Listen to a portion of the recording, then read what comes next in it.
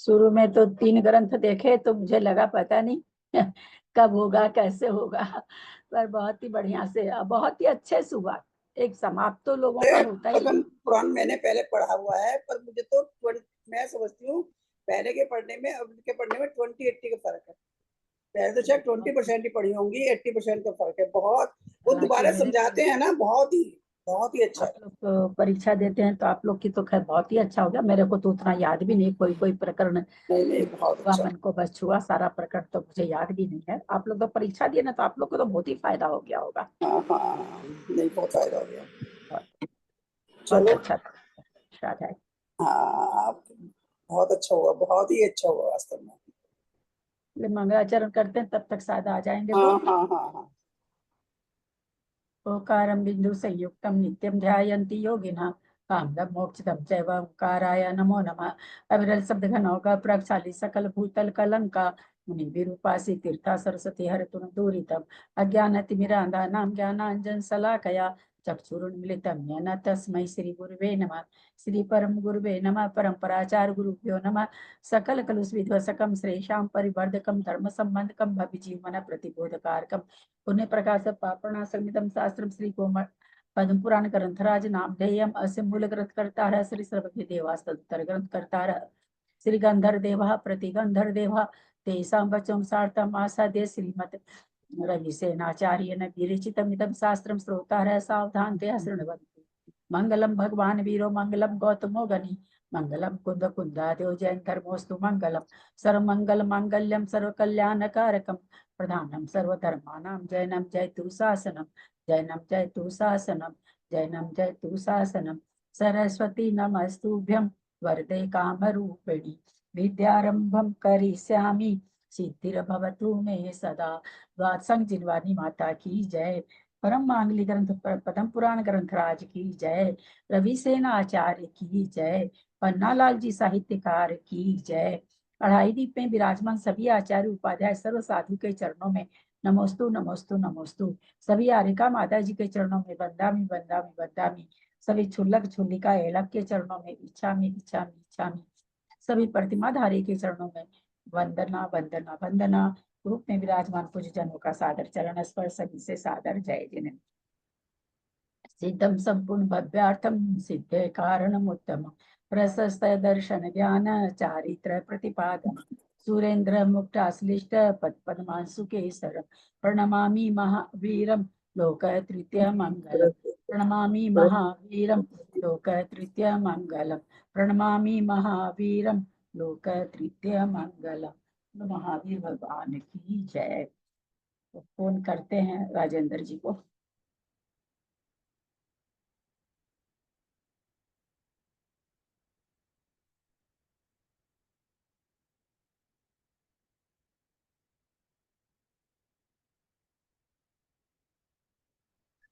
दीदी को प्रणाम। दीदी कल 1:30 बजे से स्वाध्याय जो आप कर रही हैं। रोज ही होता है ना? अच्छा, मैं तो अभी तक क्लास ली नहीं है। मैं ये पूछ रही थी कि मतलब स्वाध्याय आ रहे मतलब हैं। वो हाँ हाँ, दिखा आपका नाम दिखा, सॉरी। क्या बोल रही हैं? स्वाध्याय मतलब किससे मतलब रिलेटिव है, मतलब पूछना ये मैं चाह रही हूँ। से तो कर्मकांड जी का स्वाध्याय होता है। तो कल अपने अच्छा ग्रुप में अष्टमी का हर्षमल जी हैं, वो कल अष्टमी कर रहे हैं, तो अष्टमी को नहीं करते हैं। तो इसलिए कल अच्छा पंच समवाय समझाएंगे, तो इसलिए मैंने उसमें मैसेज डाला। ये थोड़ा अलग से, भाई कर्मकांड तो पता नहीं लोग करना चाहते नहीं करना चाहते, मुझे नहीं पता।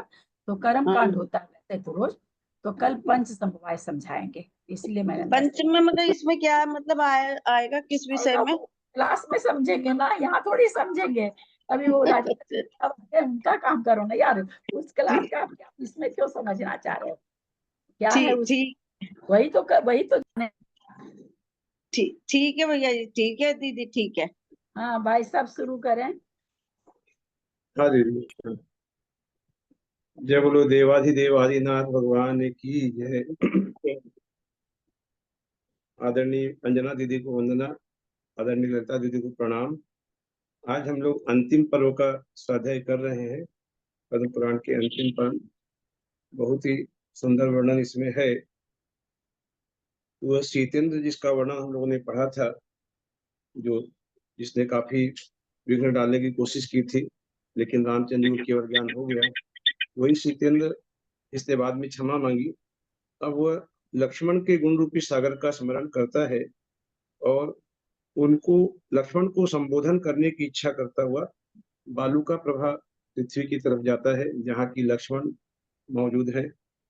वहां वह मानुषोत्तर पर्वत को लांग कर क्रम पूर्वक रत्न प्रभा और शर्करा प्रभा की भूमि का उल्लंघन कर तीसरी बालू का प्रभा भूमि में पहुंचता है। तो वहां पर पहुंचकर उसने नारकियों की अत्यंत घृणित कष्ट की अधिकता से दुस्सह अवस्था उन्हें देखी और साथ ही साथ लक्ष्मण के द्वारा मारा गया वह शंभू भी देखा, जो शंभू सूर्यहास खड्ग को सिद्ध करने का काफी दिनों से प्रयास कर रहा था और अनायास ही लक्ष्मण के द्वारा मारा गया।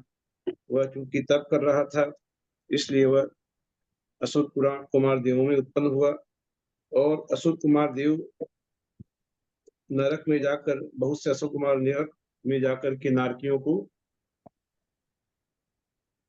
मारना काटना आदि में प्रवृत्त करना, यही उनका कार्य रहता है। बहुत से असुर कुमारों का ऐसा रहता है, तो वह उसी कार्य में संलग्न था। ऐसे शंभू को भी सीता के जीव ने देखा। विरूप शब्द करने वाले कितने ही नारकी बांध कर अग्निकुंडों में फेंके जाते थे, कितने ही के अंग अंग में कांटे लग रहे थे। ऐसे नारकी सेमर के वृक्षों पर चढ़ाए और उतारे जा रहे थे। ऐसे सेमर के वृक्ष जिस पर कांटे लग रहे थे, अंग अंग में नारकियों के अंग अंग में कांटे लगे हुए थे और उनको सेमर के वृक्षों पर चढ़ाया उतारा जा रहा था। और कितनों को ही उनका स्वयं का मांस और रुधिर अर्थात खून खिलाया जाता था। कितने ही सूली पर चढ़ाकर भेजे जाते थे, कितने ही घनों और मुद्गरों से पीटे जाते थे और कितने ही नारकियों को तांबा आदि के स्वरस रूपी जल में भरी कुंभियों में कितने ही नारकियों को डाल दिया जाता था। कितने को ही कोल्हू में पेला जाता था, कितने ही नारकियों को वहां बाणों से छेदा जा रहा था। इस प्रकार नारकियों के दुख देखकर उस शीतेंद्र को बहुत भारी दया उत्पन्न हुई। उसने अग्निकुंड से निकले और अनेक नारकियों के द्वारा सब ओर से घेर कर नाना तरह से दुखी किए जाने वाले लक्ष्मण को भी देखा। वहीं उसने देखा कि लक्ष्मण विक्रियाकृत मगरमच्छों से व्याप्त, जो मगरमच्छ विक्रिया से बनाए गए हैं, उन मगरमच्छों से व्याप्त वैतरणी के भयंकर जल में छटपटा रहा है। बहुत सीमाना थे चेयर लिखा बैठे वैतरणी के भयंकर जल में छटपटा रहा है और 80 पत्र वन में शास्त्र के आकार पत्रों से छेदा जा रहा है। शस्त्र के आकार पत्रों से, हथियार रूपी पत्रों से उसे छेदा जा रहा है। उसने यह भी देखा कि लक्ष्मण को मारने के लिए बाधा पहुंचाने वाला एक भयंकर नारकी कुपित होकर हाथ में बहुत भारी बड़ी गदा लेकर उद्यत हो रहा है और दूसरे नारकी उसे मार रहे हैं। अर्थात जो लक्ष्मण को मारने वालों को बाधा पहुंचा रहा था, वह नारकी भी अन्य नारकियों से मार खा रहा था।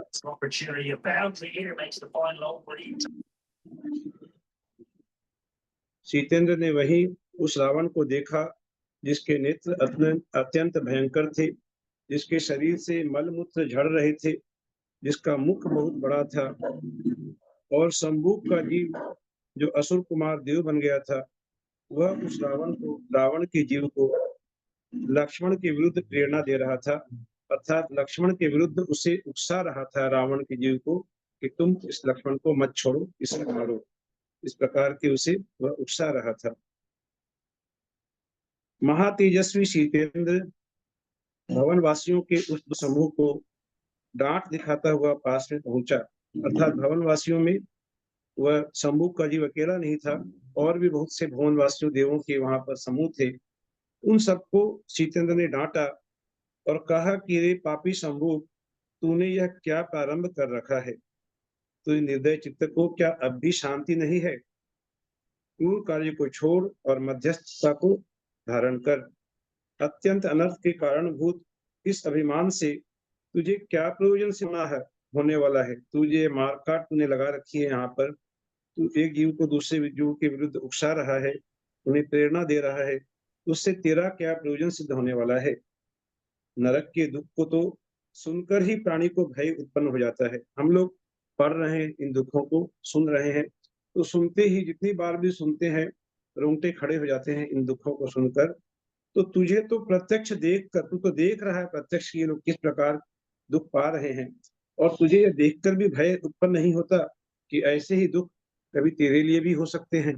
तो तू क्यों इस प्रकार के पाप कार्य में संलग्न है? ऐसा जब सीता के जीव ने कहा, उस इंद्र ने संबूक के शांत हो जाने पर सीतेंद्र संबोधने के लिए तैयार हुआ, त्यों ही अर्थात सीतेंद्र उन नारकियों को संबोधने के लिए जब तैयार हुआ, त्यों ही अत्यंत क्रूर काम करने वाले चंचल चित्त के धारक वे नारकी देव की प्रभा से तिरस्कृत हो शीघ्र ही इधर उधर भाग गए कि देव की प्रभा उन्होंने कभी नरक में देखी नहीं थी, कभी किसी देव का संबोधन उन्होंने सुना नहीं था। आज अचानक से जब सीता का वह सीतेंद्र वहां आया है और उसकी प्रभा वहां बिखर रही है, तो उस प्रभा से वे मानो भयभीत हो गए, वे नारकी जो कि कभी उन्होंने देखी नहीं थी, और वे घबराकर इधर उधर भाग गए। कितने ही दौड़ते दौड़ते अत्यंत विषम गर्तों में गिर गए, और कितने ही नारकी धाराबद्ध पड़ते हुए आंसुओं से मुख को गीला करते हुए रोने लगे। उनकी इस दयनीय अवस्था को देखकर सीतेंद्र ने कहा, उन्हें रोका, भागने से रोका, कहा, अहो नारकियों, भागो मत, भयभीत मत हो, तुम लोग बहुत दुखी हो, लौट कर आ जाओ, भयभीत मत हो, मेरे लिए भय करने का कोई कारण नहीं है। इस प्रकार कहने पर भी उन नारकियों को संतोष नहीं हुआ, वे भय से थर-थर कांप रहे थे। जब यही बात सीतेंद्र ने वापस से दोहराई, फिर से कहा कि भाई भयभीत होने की कोई बात नहीं है, मैं तुम्हारा कोई बुरा नहीं करने वाला हूँ, तब उनका कुछ कुछ भय कम हुआ और बड़ी कठिनाई से वे उनके चित्त स्थिर हो पाए। जब सभी नारकियों के चित्त स्थिर हुए, वातावरण थोड़ा शांत हुआ, तब सीतेंद्र ने कहा कि महामोह से जिनकी आत्मा हरी गई है, ऐसे ही नारकियों, तुम लोग इस दशा से युक्त होकर भी आत्मा का हित नहीं जानते हो। उसे वह उन नारकियों को बहुत ही दया से सीतेंद्र का हृदय भीगा हुआ था। वह चाहता था कि किसी प्रकार इनको आप म्यूट हो ना, उषा जैन आप म्यूट हो जाइए, इनकी आत्मा का कल्याण हो। तो वह उनको संबोधन करते हुए कहता है सीतेंद्र कि जिन्होंने लोक का अंत नहीं देखा है, जो हिंसा, झूठ और परधन के हरण में तत्पर हैं, जिन्होंने लोक का अंत नहीं देखा है, अर्थात जो कभी लोक के अंत में जहाँ सिद्ध भगवान विराजमान होते हैं, वह जिन्होंने नहीं देखा है पाप कर्मों के कारण, जो हिंसा में, झूठ में, अन्य लोगों के धन के हरण करने में तत्पर हैं, रौद्र ध्यानी है तथा नरक में स्थित रहने वालों के प्रति जिनकी द्वेष बुद्धि है, नरक में स्थित रहने वालों के प्रति जिनकी द्वेष बुद्धि है, जिस प्रकार की उस संबूक के जीव में द्वेष बुद्धि थी, वह उनको और भी अधिक दुख देने के कार्य में ही लगा हुआ था। तो ऐसे लोग ही नरक में आते हैं जो भोगों के अधिकार में संलग्न हैं, तीव्र क्रोध आदि कथाओं से अनुरंजित हैं, कि जो भोगों के भोगने में ही लगे हुए हैं, कभी धर्म के कार्य में उनका मन नहीं लगता, तीव्र क्रोध आदि कषायों से जो रचे हुए हैं और निरंतर विरुद्ध कार्य करने में ही तत्पर रहते हैं, ऐसे ही लोग इस प्रकार के दुख को, जो दुख वहां पर भोग रहे थे नारकी, ऐसे दुख को प्राप्त होते हैं। एक प्रश्न यहाँ पर है, हाँ आजकल दीदी। तो अपने जैन ग्रुप में भगवान ही मालिक हैं, कैसे कैसे मैसेज आने लगे हैं। आज एक मैसेज आया किसी जैन ने, और अच्छे जैन ने, मतलब मैं जानती हाँ। हूँ, बहुत अच्छे हाँ जैन, बहुत उम्र वाले, हाँ हाँ हाँ। उम्र का बच्चा उच्चा नहीं भेजा है दूसरे का धन हड़पने वाला। एक मिनट, मेरे को याद नहीं है, मैं देख के बोलती हूँ, एक सेकेंड।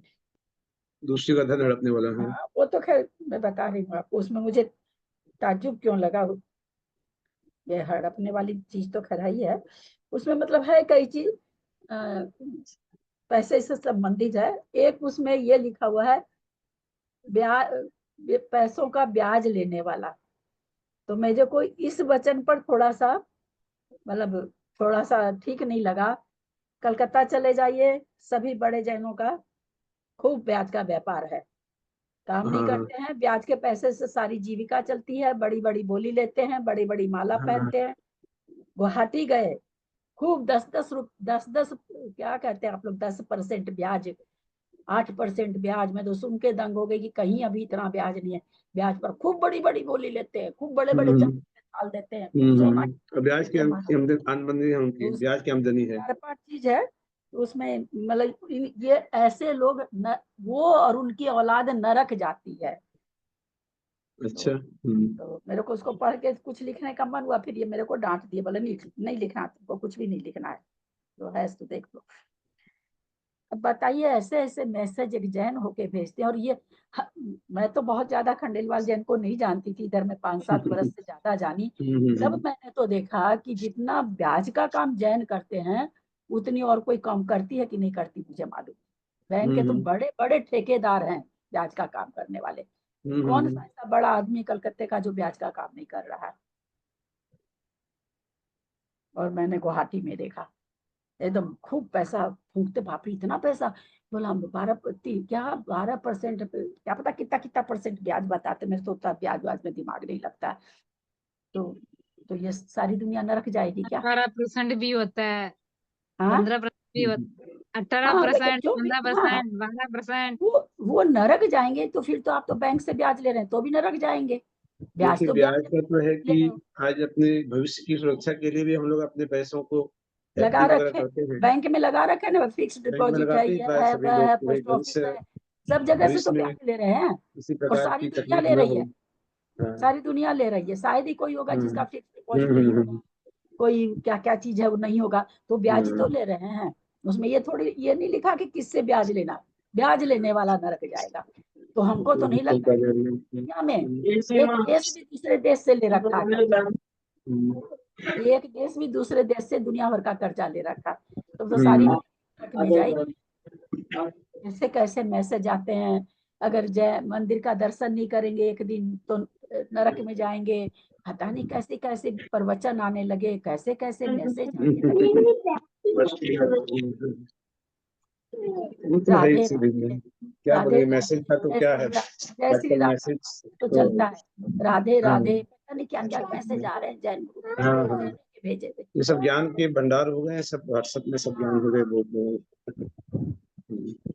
तो नारियल के बारे में क्या लिखा है कि नारियल लेके आते सिर पर, नहीं देखा कि सिर पर लेके आते हैं तो अच्छा नहीं होता घर हाँ में। बताइए, मुझे मुझे नारियल तो बहुत अजीब विधान लगा ये।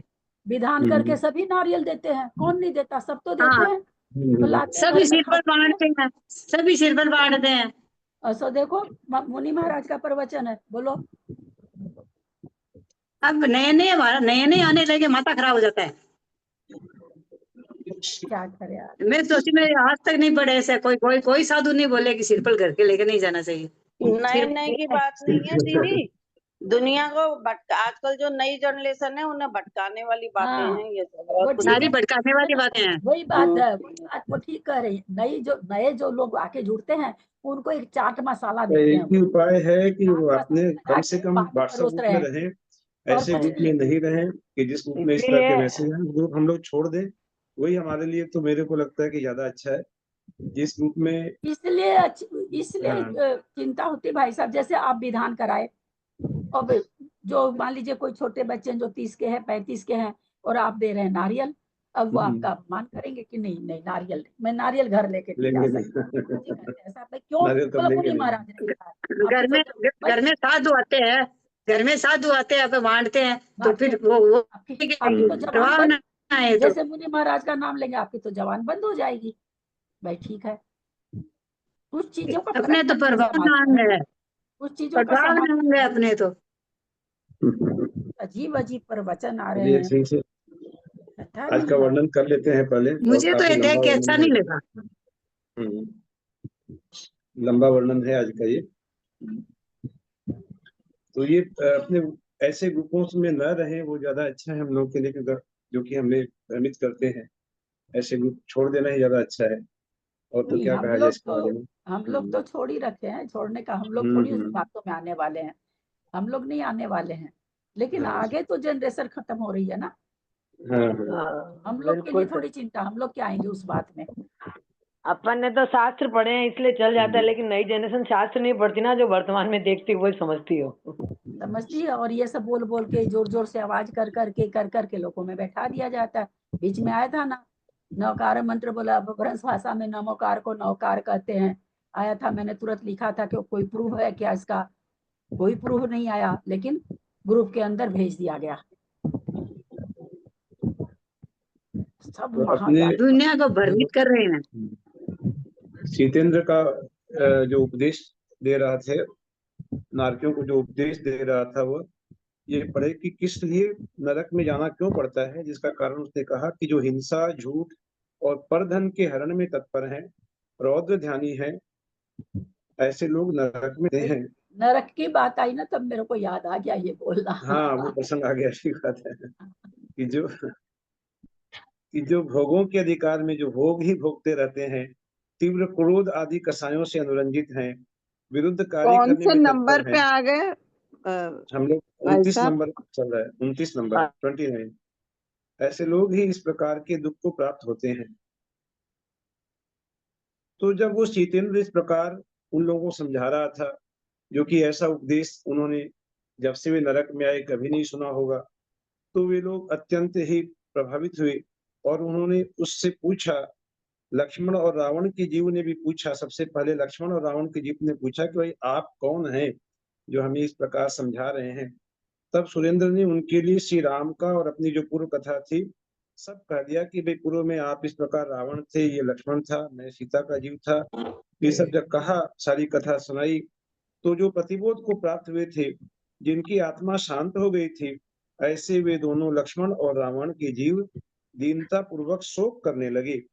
वे शोक करते हुए सोचते हैं कि हम लोगों ने मनुष्य जन्म में धर्म में रुचि क्यों नहीं की, जिससे पाप कर्मों के कारण अब हम इस अवस्था को प्राप्त हुए हैं।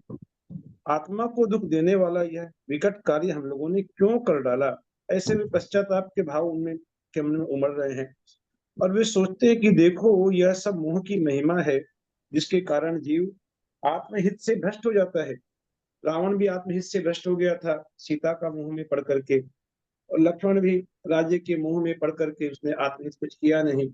तो वे फिर कहते हैं कि हे देवेंद्र, तुम ही धन्य हो जो विषयों को छोड़ तथा जिनवाणी रूपी अमृत का पान कर देवों की इष्टता को प्राप्त हुए हो, कि तुमने अंत समय में तुमने वैराग्य को धारण किया और अब तुम देवों के सुख भोग रहे हो। ये तुम धन्य हो। बहुत अच्छा सर जी। हाँ,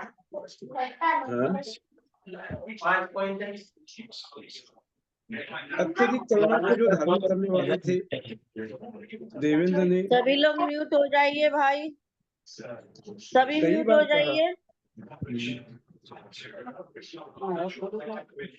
कृपया म्यूट कर लीजिए। देखिए, बहुत ही सुंदर वर्णन हो रहा है, आ रहा है, चल रहा है। म्यूट करेंगे तो सब सुन पाएंगे। ये प्रवीणा मेहता जी, कृपया म्यूट हो जाइए। प्रवीणा मेहता जी से निवेदन है, म्यूट हो जाइए। कहा डरो। ये मीना जैन और परवीना जैन जो कौन है, परवीना जैन जी म्यूट हुई है और मीना जैन 1008 करके हैं, वो म्यूट हुई है। कि मैं तुम्हें नरक से निकाल कर स्वर्ग ले चलता हूँ, इस प्रकार की कोशिश ने की। वह सूर्य लेने के लिए हुआ, लेकिन वे पकड़ में ही नहीं आए। जिस प्रकार अग्नि तपाने से ढल कर रहता है, उस प्रकार जितनी बार जितेंद्र था विफल जाते, उसकी पकड़ में नहीं आते। तो ये है कि नीचे खाने भी भले ही कोई कितना ही बड़ा देव क्यों हो, देवों का इंद्र ही क्यों न हो, जो नियति है उसे बदला नहीं जा सकता। इंद्र से उठाने के लिए भरसक प्रयत्न किए, लेकिन वे नरक से उठा नहीं जा सके। जिस प्रकार दर्पण में जो प्रतिबिंब हमें दिखाई पड़ता है, उसे हाथ से पकड़ा नहीं जा सकता, उसी प्रकार वे पकड़ में नहीं आ सके। तब वे दोनों उन नारकियों ने कहा कि हे देव, हम लोगों के जो पूर्व उपार्जित कर्म हैं वे निस्संदेह भोगने के योग्य नहीं है। हमने इतने बुरे कर्म किए हैं कि वे भोगने के योग्य नहीं है। भोगेंगे तो अत्यंत दारुण दुख होता है उनमें, लेकिन फिर भी आमिष के लोभी होकर हम लोग नरक के विषय रूपी आमिष के लोभी होकर हम लोगों ने नरक के दुख को प्राप्त किया है। और अब हम अपने कर्मों पर अपराध हैं, आप हमारा कुछ उपकार नहीं कर सकते, यह समझ में आ रहा है। आप हमारे दुख से छुड़ाने में समर्थ नहीं हो, इसलिए आप कृपा करके हमें ये बताएं कि अब वापस से हमें नरक में नहीं जाना पड़े। ये नरक की आयु तो भोगनी पड़ेगी, ये समझ में आ रहा है कि ये 7 सागर की उच्च आयु होती है, बालुका प्रभा की, नारकियों की, या फिर जघन्य आयु यदि कहें तो 3 सागर की होती है। तो ये आयु तो भोगनी पड़ेगी। ये नरक, लेकिन लक्ष्मण जी का नरक जाने का क्या कारण? वही तो भोगों से विरक्त नहीं हुए ना अंत समय में, वही कारण था ना, भोगों से विरक्त नहीं हुए, भोगों में ही लीन रहे।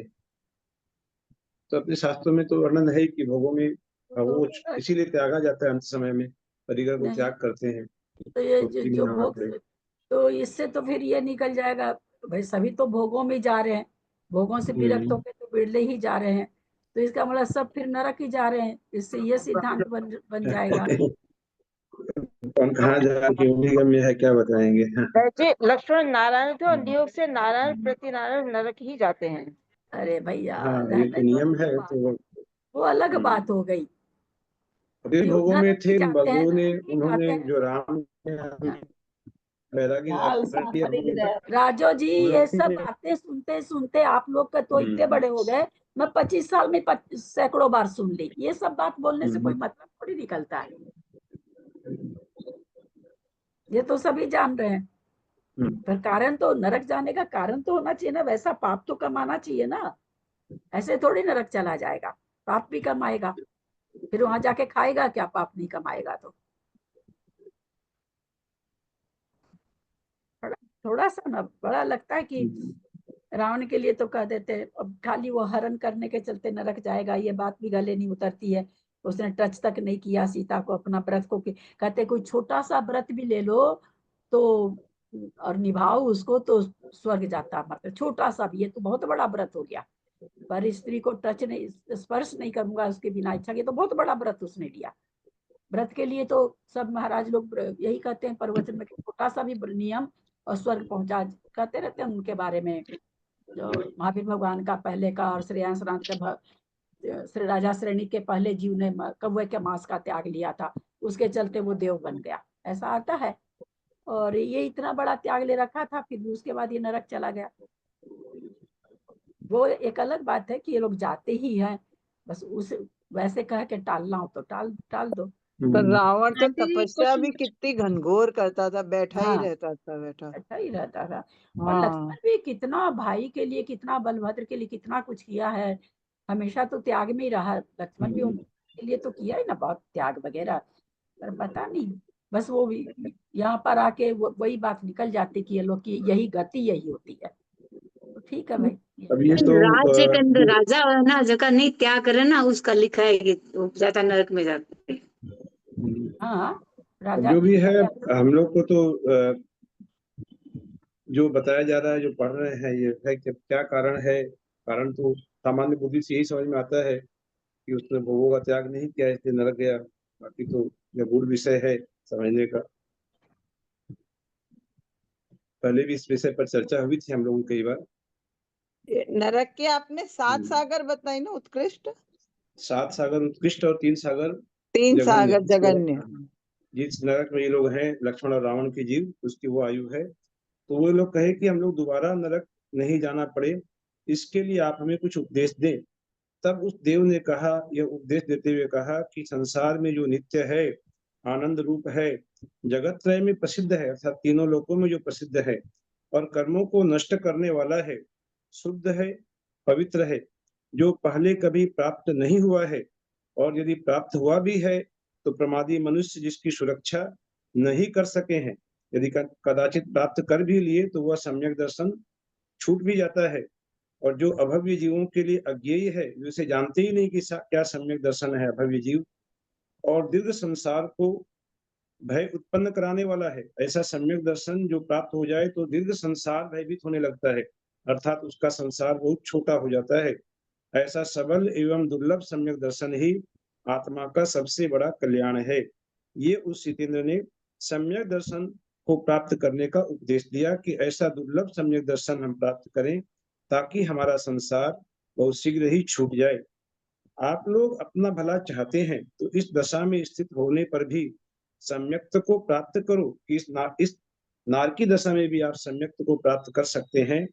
यह सम्यक्त समय पर बुद्धि को प्रदान करने वाला है, शुभ रूप है। इससे बढ़कर दूसरा कल्याण न कभी है, न था और न होगा। अर्थात जो कल्याण का एक मात्र उपाय है सम्यक दर्शन को प्राप्त करना। इसके रहते ही महर्षि सिद्ध होंगे। जो भी सिद्ध लोग जाएंगे, आगे जो सिद्ध बनेंगे, वे इस सम्यक दर्शन को प्राप्त करके ही बनेंगे। और जो अभी हो रहे हैं, जो जा रहे हैं, और पहले जो सिद्ध लोग चले गए हैं, ये सभी सम्यक दर्शन की ही महिमा है। इस प्रकार भक्ति पूर्वक, अब सम्यक दर्शन क्या है? सम्यक दर्शन तो कह दिया उसने, अब सम्यक दर्शन है क्या, उसकी परिभाषा बता रहे हैं सीतेंद्र कि महा उत्तम अरिहंत जिन्हें भगवान ने जीव आदि पदार्थों का जैसा निरूपण किया है वह वैसा ही है। उसी वैसा ही जानना, जीव को जीव जानना, अजीव को अजीव जानना, यह दृढ़ श्रद्धान होना, इसी का नाम सम्यक दर्शन है। इत्यादि वचनों के द्वारा नरक में स्थित उन लोगों को यद्यपि सीतेंद्र ने सम्यक दर्शन प्राप्त करा दिया था, ऐसी महिमा हुई कि वहां पर जो लोग सुन रहे थे नारकी जीव, उन्हें सम्यक दर्शन प्राप्त हो गया था। फिर भी उत्तम भोगों का अनुभव करने वाला वह सीतेंद्र उनके प्रति शोक करने में लीन था।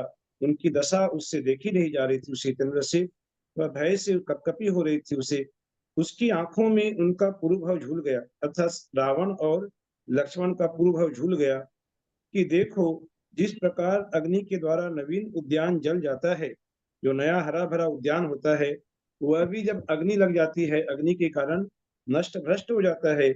उसी प्रकार इनका कांति, इनकी लावण्य, इनका सुंदर शरीर सब कहाँ चला गया। ये रावण और लक्ष्मण जो इतने सुंदर थे, यह कर्म के द्वारा ये सब जल गया है, जिसे देख उस समय सारा संसार आश्चर्य में पड़ जाता था। उनकी यह कांति अभी कहाँ चली गई। इस प्रकार सीतेंद्र के कहने पर अनादि भवों में क्लेश उठाने वाले उन नारकियों ने वह उत्तम सम्यक दर्शन प्राप्त कर लिया जो कि उन्हें पहले कभी प्राप्त नहीं हुआ था। इस बीच में जिसका छूटना अशक्य है, ऐसे इस दुख को भोग कर जब यहाँ से निकलेंगे, वे नारकी कहते, उन्होंने कहा कि हमने सम्यक दर्शन के ऊपर हमें श्रद्धान हो गया, हमें प्राप्त हो गया, लेकिन जिसका छूटना अशक्य नहीं है, ये जो दुख हम भोगेंगे, ये तो भोगना ही पड़ेगा। सम्यक दर्शन प्राप्त करने के बाद भी भोगना पड़ेगा नरक का दुख। तो इस दुख को भोग कर जब हम यहाँ से निकलेंगे, तब मनुष्य भाव धारण कर श्री जिनेन्द्र देव की शरण में रहेंगे। ऐसा वे चिंतन कर रहे हैं कि आगे से कभी हम ऐसे खोटे कार्य नहीं करेंगे कि जिससे पुनः इस नरक में हमें लौट कर आना पड़े। हम तो जिनेन्द्र देव की उत्तम शरण में रहेंगे।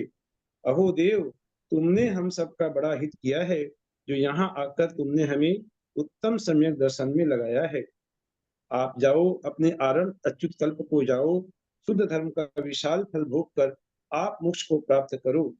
इस प्रकार उन्होंने उस सीतेंद्र से कहा।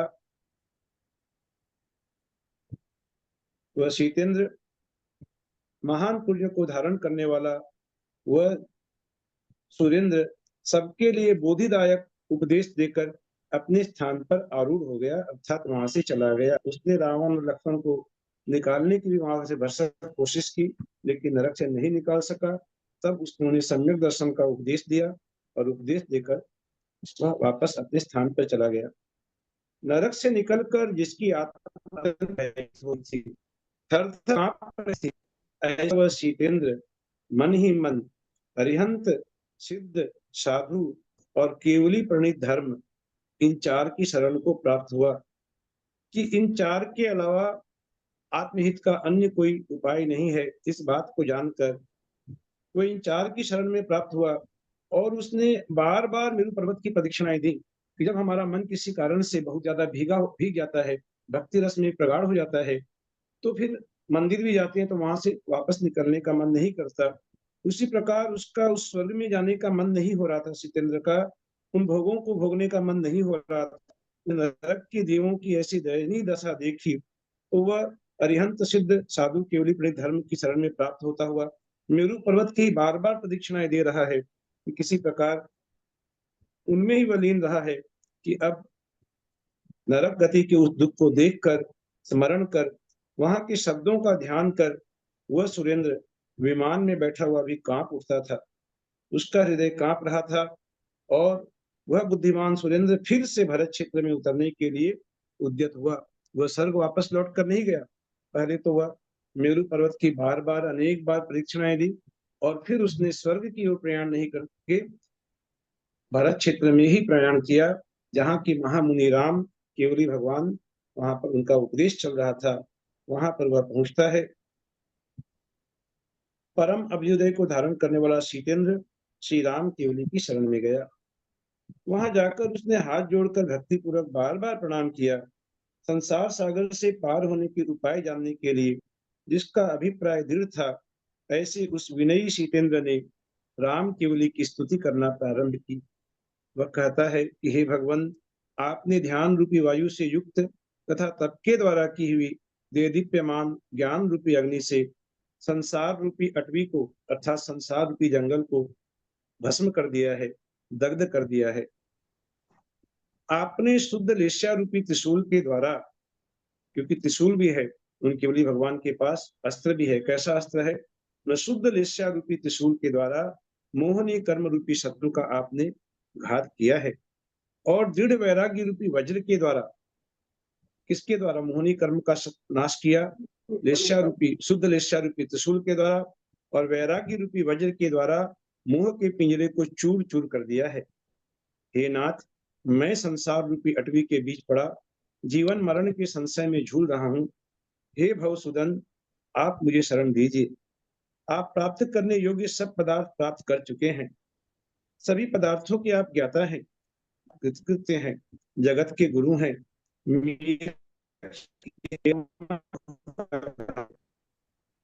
हे राम,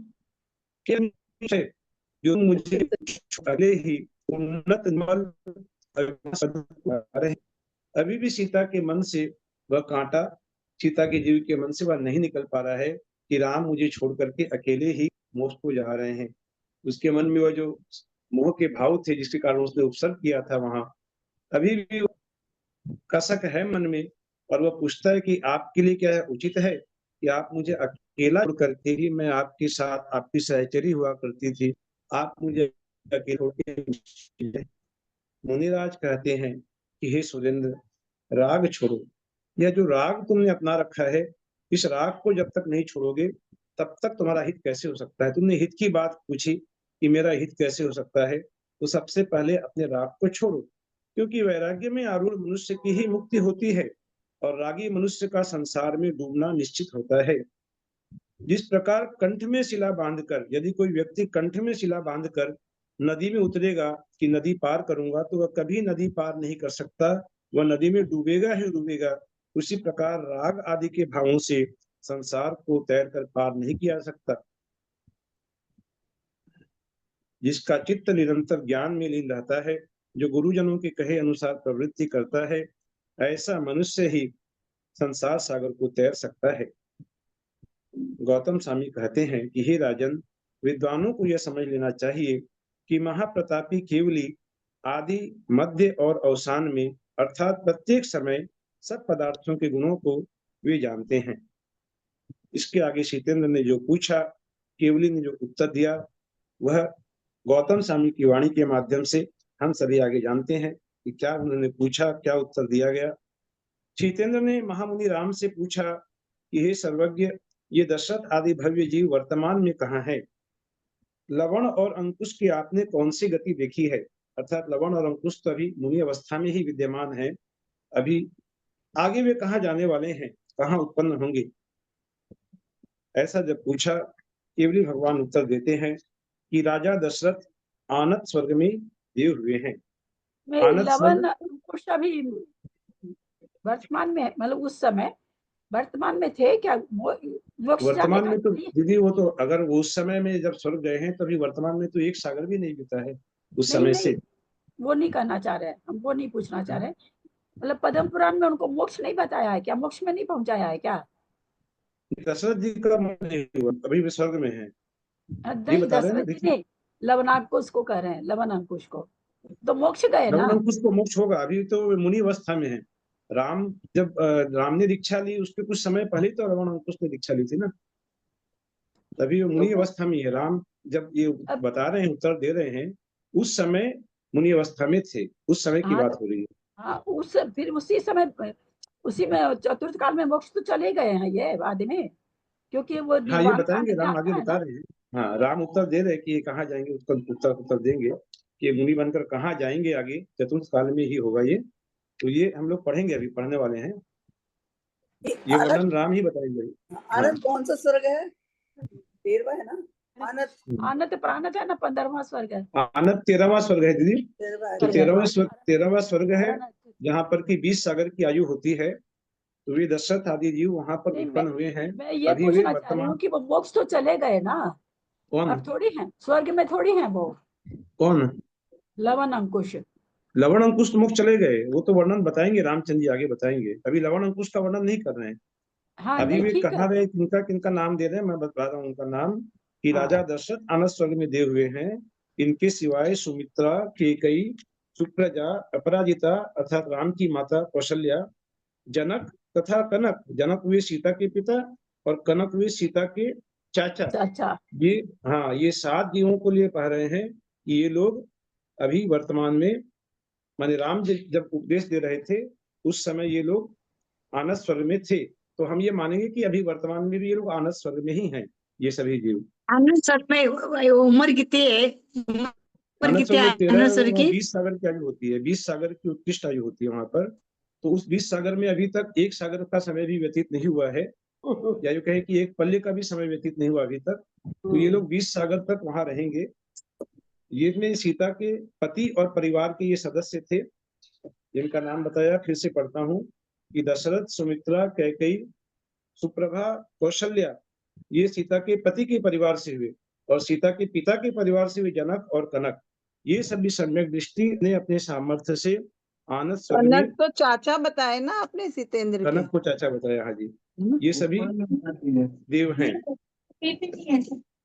अब अभी जो लवण और अंकुश की बात हम लोग जानना चाह रहे हैं, तो वे मुनिराज कह रहे कि ज्ञान और दर्शन की अपेक्षा समानता रखने वाले लवण और अंकुश नामक दोनों महाभाग मुनि कर्म रूपी धूलि से रहित हो अविनाशी पद प्राप्त करेंगे। अभी किया नहीं है, जब तक राम ये कथन कह रहे हैं उस समय तक लवण और अंकुश भी मुनि अवस्था में ही थे, लेकिन आगे जाकर ये अविनाशी पद प्राप्त करेंगे, अर्थात मोक्ष को प्राप्त करेंगे। केवली के इस प्रकार कहने पर वह शीतेंद्र हर्ष से अत्यधिक संतुष्ट हुआ। जब उसने यह जाना कि मेरे पूर्व भाव के जो 2 पुत्र हैं वे अविनाशी पद प्राप्त करेंगे, मोक्ष को जाएंगे, तो अत्यंत संतुष्ट हुआ। उसने स्नेहवश भाई का भी वर्णन पूछा कि मेरा भाई कहाँ गया है। ये पूछा, इस भाई की वज्रपात होने से मृत्यु हो गई थी, वह कहाँ गया है। इसके उत्तर में जब मुनिराज तुम्हारा भाई भी, इतना ही कहते हैं कि तुम्हारा भाई भी, मैं इतने में ही वह शंका से आकुल हो गया कि मेरा भाई भी, अर्थात भाई भी माने क्या कहना चाह रहे हैं आगे, कहाँ गया, जहाँ लक्ष्मण और रावण गए वहीं गया है, इन्हें क्या कहना चाह रहे हैं। तो उसका हृदय कंपायमान हुआ। उसने हाथ जोड़कर पूछा कि हे मुनिराज, वह कहाँ उत्पन्न हुआ है। तब राम कहते हैं कि तुम्हारा भाई जिस चेष्टा से जहां उत्पन्न हुआ है उसे कहता हूँ, यह वर्णन आगे सुनो। यह भामंडल की आगे कथा सुना रहे हैं, जो बहुत ही सुंदर कथा है। उसके पूर्व भाव की कथा नहीं है। भामंडल जिस भाव में भामंडल था उसी भाव की कथा सुना रहे हैं कि कौन सा पुण्य भामंडल ने किया था, यह बताने जा रहे हैं। कि अयोध्या नगरी में बजरंग नाम का एक बहुत धनाढ्य सेठ था, जिसके अनेक पुत्र थे, बहुत ही वैभवशाली था। जब उस बजरंग ने सीता के निर्वासन की कथा सुनी कि सीता को इस प्रकार राम ने त्याग दिया है, तो वह अत्यंत दुखी हुआ। वह बहुत ही दयालु था। सीता की कथा को सुनकर उसे संसार से द्वेष उत्पन्न हो रहा था, और वह बजरंग सेठ वैराग्य को प्राप्त होकर द्युति नाम के मुनिराज के पास उसने दीक्षा ले ली। घर के लोगों को पता ही नहीं था कि वज्रांग ने दीक्षा ले ली। सीता की कथा सुनकर उसमें वैराग्य हुआ और उसने दीक्षा ले ली। उसके 2 पुत्र थे, अशोक और तिलक नाम के विनयवान पुत्र थे। किसी समय निमित्त ज्ञानी द्युति मुनिराज के पास अपने पिता का हाल पूछने के लिए वे दोनों पुत्र गए कि हमारे पिता कहाँ गए हैं। वहीं पर उन्होंने पिता को देखा, क्योंकि पिता ने भी उन्हीं मुनिराज से दीक्षा ली थी, तो अशोक और तिलक भी उन्हीं मुनिराज के पादमूल में दीक्षित हो गए, अर्थात पिता और दोनों पुत्र ने दीक्षा ले ली। द्युति मुनिराज तपस्या करके ऊर्ध्वग्रयक में अहमिंद्र हुए। ऊर्ध्वग्रयक को 3 भागों में बांटा गया है, ऊर्ध्वग्रयक, मध्यम ग्रयक और अधोग्रयक। तो जो ऊपर के 3 ग्रयक हैं उन्हीं में किसी एक ग्रयक में वे अहमिंद्र हुए। पिता और दोनों पुत्र मिलकर तीनों मुनि, अब ये तीनों मुनि के जो गुरु थे वे तो अहमिंद्र हो गए। अब ये तीनों मुनि, पिता और दोनों पुत्र, गुरु के कहे अनुसार प्रवृत्ति करते हुए ताम्रचूड़पुर की ओर चले। बीच में 50 योजन प्रमाण रेगिस्तान मिलता था, सो वे इच्छित स्थान तक नहीं पहुंच पाए। रेगिस्तान को वे पार नहीं कर पाए कि बीच में ही वर्षा काल आ गया। ये एक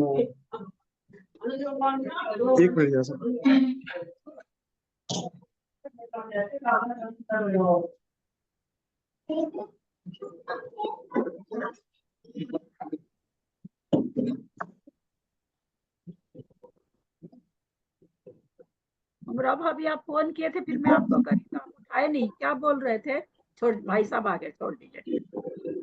हाँ नहीं ठीक है भाई साहब, कराइए। कुछ बोल रहे दीदी?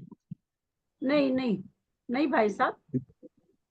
हाँ नहीं, वो थोड़ा डिस्टर्ब हुआ था तो मैं उस पर गेट बंद करने के लिए गया था। तो वे मुनिराज उस रेगिस्तान को पार नहीं कर पाए और इसी बीच वर्षा काल आ गया, तो वे तीनों मुनिराज वहीं पर ठहर गए। उस रेगिस्तान में वे ठहर गए। अयोध्यापुरी को जाते समय जनक के पुत्र भामंडल ने उन तीनों मुनिराजों को देखा।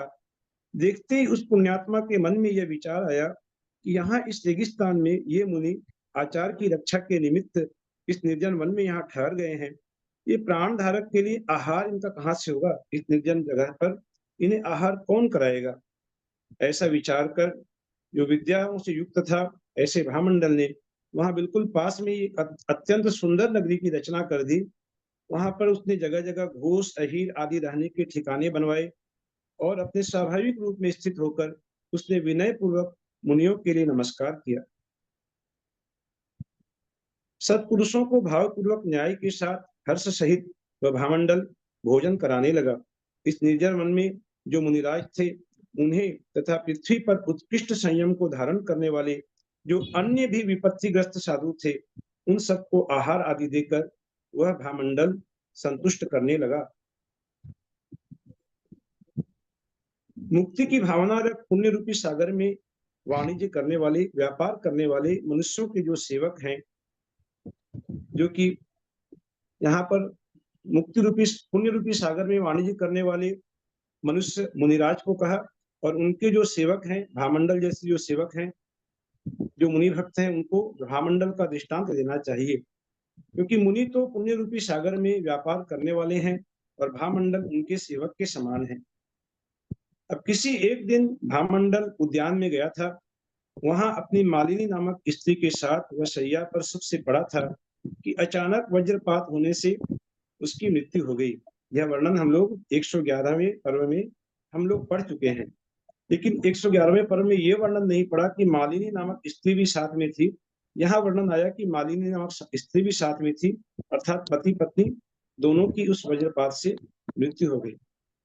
ऐसा ही वर्णन हम लोगों ने पढ़ा है, हम लोग पढ़ेंगे। अभी जो आदि पुराण शुरू होने वाला है, उस आदि पुराण में भगवान आदिनाथ के जो पूर्व भावों का वर्णन होगा, उसमें हम लोग पढ़ेंगे कि वज्रजंग जो आदिनाथ का पूर्व भाव का जीव था और उनकी पत्नी श्रीमती, जो कि वही श्रीमती आगे चल करके श्रेयांश कुमार का जीव हुई। श्रेयांश कुमार ने ही पूर्व भावों का से स्मरण करते हुए भगवान आदिनाथ को इक्षुरस का आहार दिया था। तो ये वज्रजंग और श्रीमती, इन दोनों की भी दम घुटने से मृत्यु हुई कि वहां पर सेवक लोगों ने कोई कक्ष में, जिस कक्ष में वे दोनों सोए हुए थे, वहां कुछ खिड़की आदि खोलना कुछ भूल गए थे, ऐसा कुछ वर्णन आया है, जिसके कारण दम घुटने से उनकी मृत्यु हुई। और उन दोनों पति पत्नियों ने उत्तम मुनिराज को आहार दिया था, जिसके पुण्य के कारण वे भोग भूमि में उत्पन्न हुए, आर्य और आर्या हुए, वज्रजंग और श्रीमती का जीव। यही वर्णन यहाँ पर अब कर रहे हैं कि मुनिदान से उत्पन्न पुण्य के प्रभाव से मेरु पर्वत के दक्षिण में विद्यमान देवपुरु में जो उत्तम भोग भूमि है, वहां वह 3 पल्ले की आयु वाला दिव्य लक्षणों से भूषित उत्तम आर्य हुआ, अर्थात वह भामंडल का जीव भी वर्तमान में उस भोग भूमि में ही विद्यमान है। वह आर्य अपनी सुंदर मालिनी स्त्री के साथ, जिस मालिनी स्त्री के साथ उसकी मृत्यु हुई थी, उसके साथ उस देवपुरु में महाविस्तार को प्राप्त हुए पात्रदान के फल का उपभोग कर रहा है। भोग भूमि से च्युत हुए मनुष्य स्वर्ग में भोग भोगते हैं, ऐसा नियम है। यहाँ भी आचार्य महाराज ने लिखा है कि वे स्वर्ग में ही जाते हैं, क्योंकि भोग भूमि में जीव ऐसे कोई पाप करते ही नहीं कि जिससे उन्हें खोटी गति में जाना पड़े, तो वे स्वर्ग में भोग भोगते हैं। वहां के मनुष्यों का यह स्वभाव ही है, अर्थात भामंडल भी उस भोग भूमि के सुखों को भोग कर आगे स्वर्ग में जाएगा। यथार्थ में दान से भोग की संपदाएं प्राप्त होती हैं, दान से सुख की प्राप्ति होती है, और दान स्वर्ग तथा मोक्ष का प्रधान कारण है। ऐसे जब भामंडल के महात्म्य का, भामंडल के दान का महात्म्य का सुना जितेंद्र ने, तब पृथ्वी बड़े हुए रावण और लक्ष्मण के विषय में पूछता है कि हे नाथ, यह लक्ष्मण पाप का अंत होने पर नरक से निकल क्या होगा, की कौन सी गति को प्राप्त होगा, और मैं स्वयं इसके बाद क्या होऊंगा। एक साथ 3 प्रश्न पूछे, लक्ष्मण कहाँ जाएगा, रावण कहाँ जाएगा और मैं कहाँ जाऊंगा, सब मैं जानना चाहता हूँ। प्रश्न नाम जितेंद्र, उसी का नाम स्वयं प्रभ उद्दित होगा।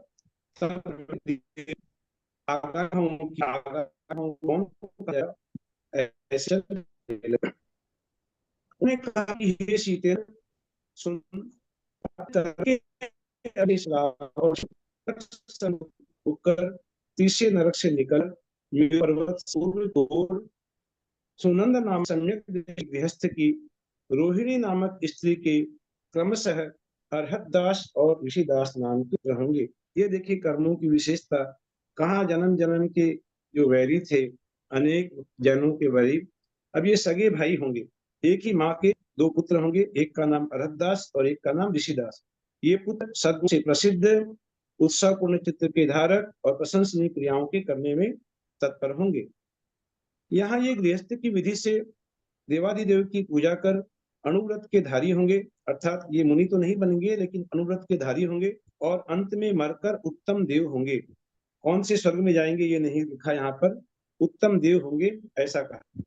वहां चिरकाल तक भोगों को भोग कर वे पुनः उत्पन्न होंगे, उसी कुल में उत्पन्न होंगे जिस कुल में उत्पन्न अभी हुए हैं, उसी कुल में, अर्थात ये अर्हतदास की आगे आने वाली जो पीढ़ी होगी, उसी कुल में ये दोनों उत्पन्न होंगे।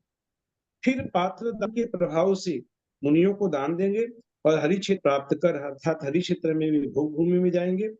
हरि क्षेत्र भोग भूमि का नाम है ना दीदी? हाँ, मध्यम हाँ, भोग तो ये भूमि। पात्रदान, हाँ, भोग भूमि में जाएंगे। ये कौन सी उत्तम भोग भूमि, क्या नहीं, मध्यम भोग भूमि है। तो हरि क्षेत्र जाएंगे और वहां से वे फिर स्वर्ग को जाएंगे। अब कौन से स्वर्ग जाएंगे ये भी नहीं लिखा यहाँ भी, अर्थात पहली बार ये अर्हतदास के पुत्र होकर स्वर्ग जाएंगे, दूसरी बार अर्हतदास के ही कुल में पुनः उत्पन्न होकर ये हरि क्षेत्र जाकर वहां से होते हुए फिर स्वर्ग जाएंगे। 2 बार स्वर्ग का वर्णन आ गया। वहां से च्युत होकर उसी नगर में राजपुत्र होंगे, जिस नगर में पहले 2 बार उत्पन्न होंगे। पहली 2 बार तो गृहस्थ के कुल में उत्पन्न, अब ये तीसरी बार पुत्र होंगे। इनकी माता कुमार कांत और जय, ये बार बार भाई बन रहे, भाई बनेंगे के जीव, ये तीसरी बार भाई बने हैं। और वहां से अब ये तप करेंगे, मुनि बनेंगे और लांतव स्वर्ग में जाएंगे। लांतव स्वर्ग जहाँ की 14 सागर की आयु होती है, वहां पर ये जाएंगे। वहां उत्तम देव पद प्राप्त कर तत्संबंधी सुख का उपभोग करेंगे। हे सीतेंद्र, तू आरण अच्युत कल्प से च्युत हो इस भरत क्षेत्र के रत्नस्थलपुर नामक नगर में सब रत्नों का स्वामी चक्ररथ नाम का सीमान चक्रवर्ती होगा। सीता का जीव अपनी स्वर्ग की आयु को भोगकर सीमान नाम का चक्ररथ नाम का चक्रवर्ती होगा। कहाँ होगा? भरत क्षेत्र के ही रत्नस्थलपुर नामक नगर में, या आगे होने वाले जो 63 शिला का पुरुषों में सीता के जीव का नाम होगा। सीमान चक्ररथ नाम का चक्रवर्ती होगा। और रावण और लक्ष्मण के जीव जो लांतर स्वर्ग में देव हुए थे, वहां से च्युत होकर पुण्य रस के प्रभाव से तुम्हारे क्रमशः इंद्ररथ और मेघरथ नाम के पुत्र होंगे। देखिए कर्म कहाँ से कहाँ ले जाते हैं। कहाँ सीता को चाहने वाला इतना रावण, सीता के ऊपर मोह की दृष्टि जिसकी थी, और सीता का भक्त लक्ष्मण, सीता का देवर, देवर भाभी, अब भाभी का जीता हो जाएगा और देवर का जीव पुत्र हो जाएगा। और जो रावण पहले सीता के विषय में मोहासक्त था, वह रावण का जीव भी उसी सीता के जीव पुत्र होगा। और के पहले भाव में तो सीता का भोग भी कर चुका है।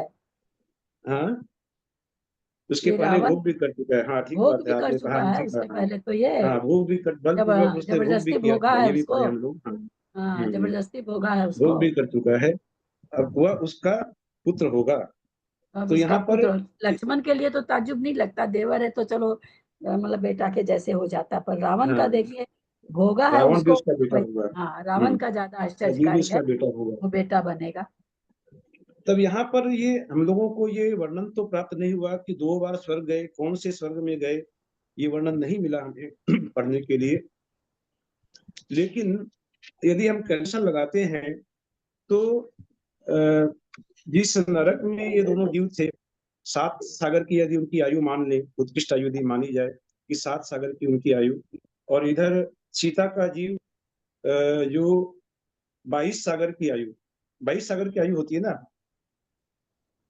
वहां आरण सर की, 22 सागर की आयु, इधर 7 सागर की इनकी नरक की उन्होंने भोगी।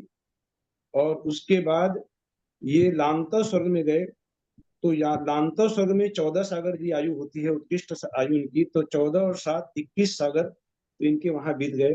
और इधर 22 सागर की आयु को भोग कर वह चक्रवर्ती जब बनते हैं, और चक्रवर्ती का पुत्र वह ये दोनों होते हैं, तो फिर इनकी तो 1 सागर की आयु बचती है। 2 बार स्वर्ग भी गए इस बीच में। इसका मतलब ये लगता है कि नरक में भी इनकी उत्कृष्ट आयु नहीं थी, और वो लांतर स्वर्ग में जहाँ गए हैं वहां उत्कृष्ट आयु उन्होंने प्राप्त नहीं की। 2 बार ये किस स्वर्ग में गए ये नहीं पता।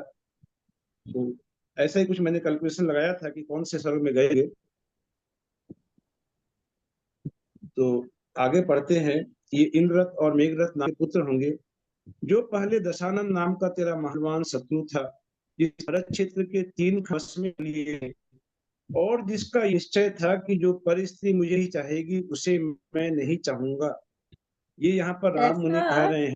ऐसा नहीं घटता है कि मतलब यहाँ पर नहीं कह रहे हैं कि जो पूर्व में बैरी है, रावण तो वैसा ही था ना सीता के प्रति, तो मतलब तो वो अगर दूसरे भाव में जाता है तो पुत्र भी बनता है, तो उसके दिमाग में बैर ही रहता हो, ऐसा उसे नहीं क्या घटता होगा? हाँ?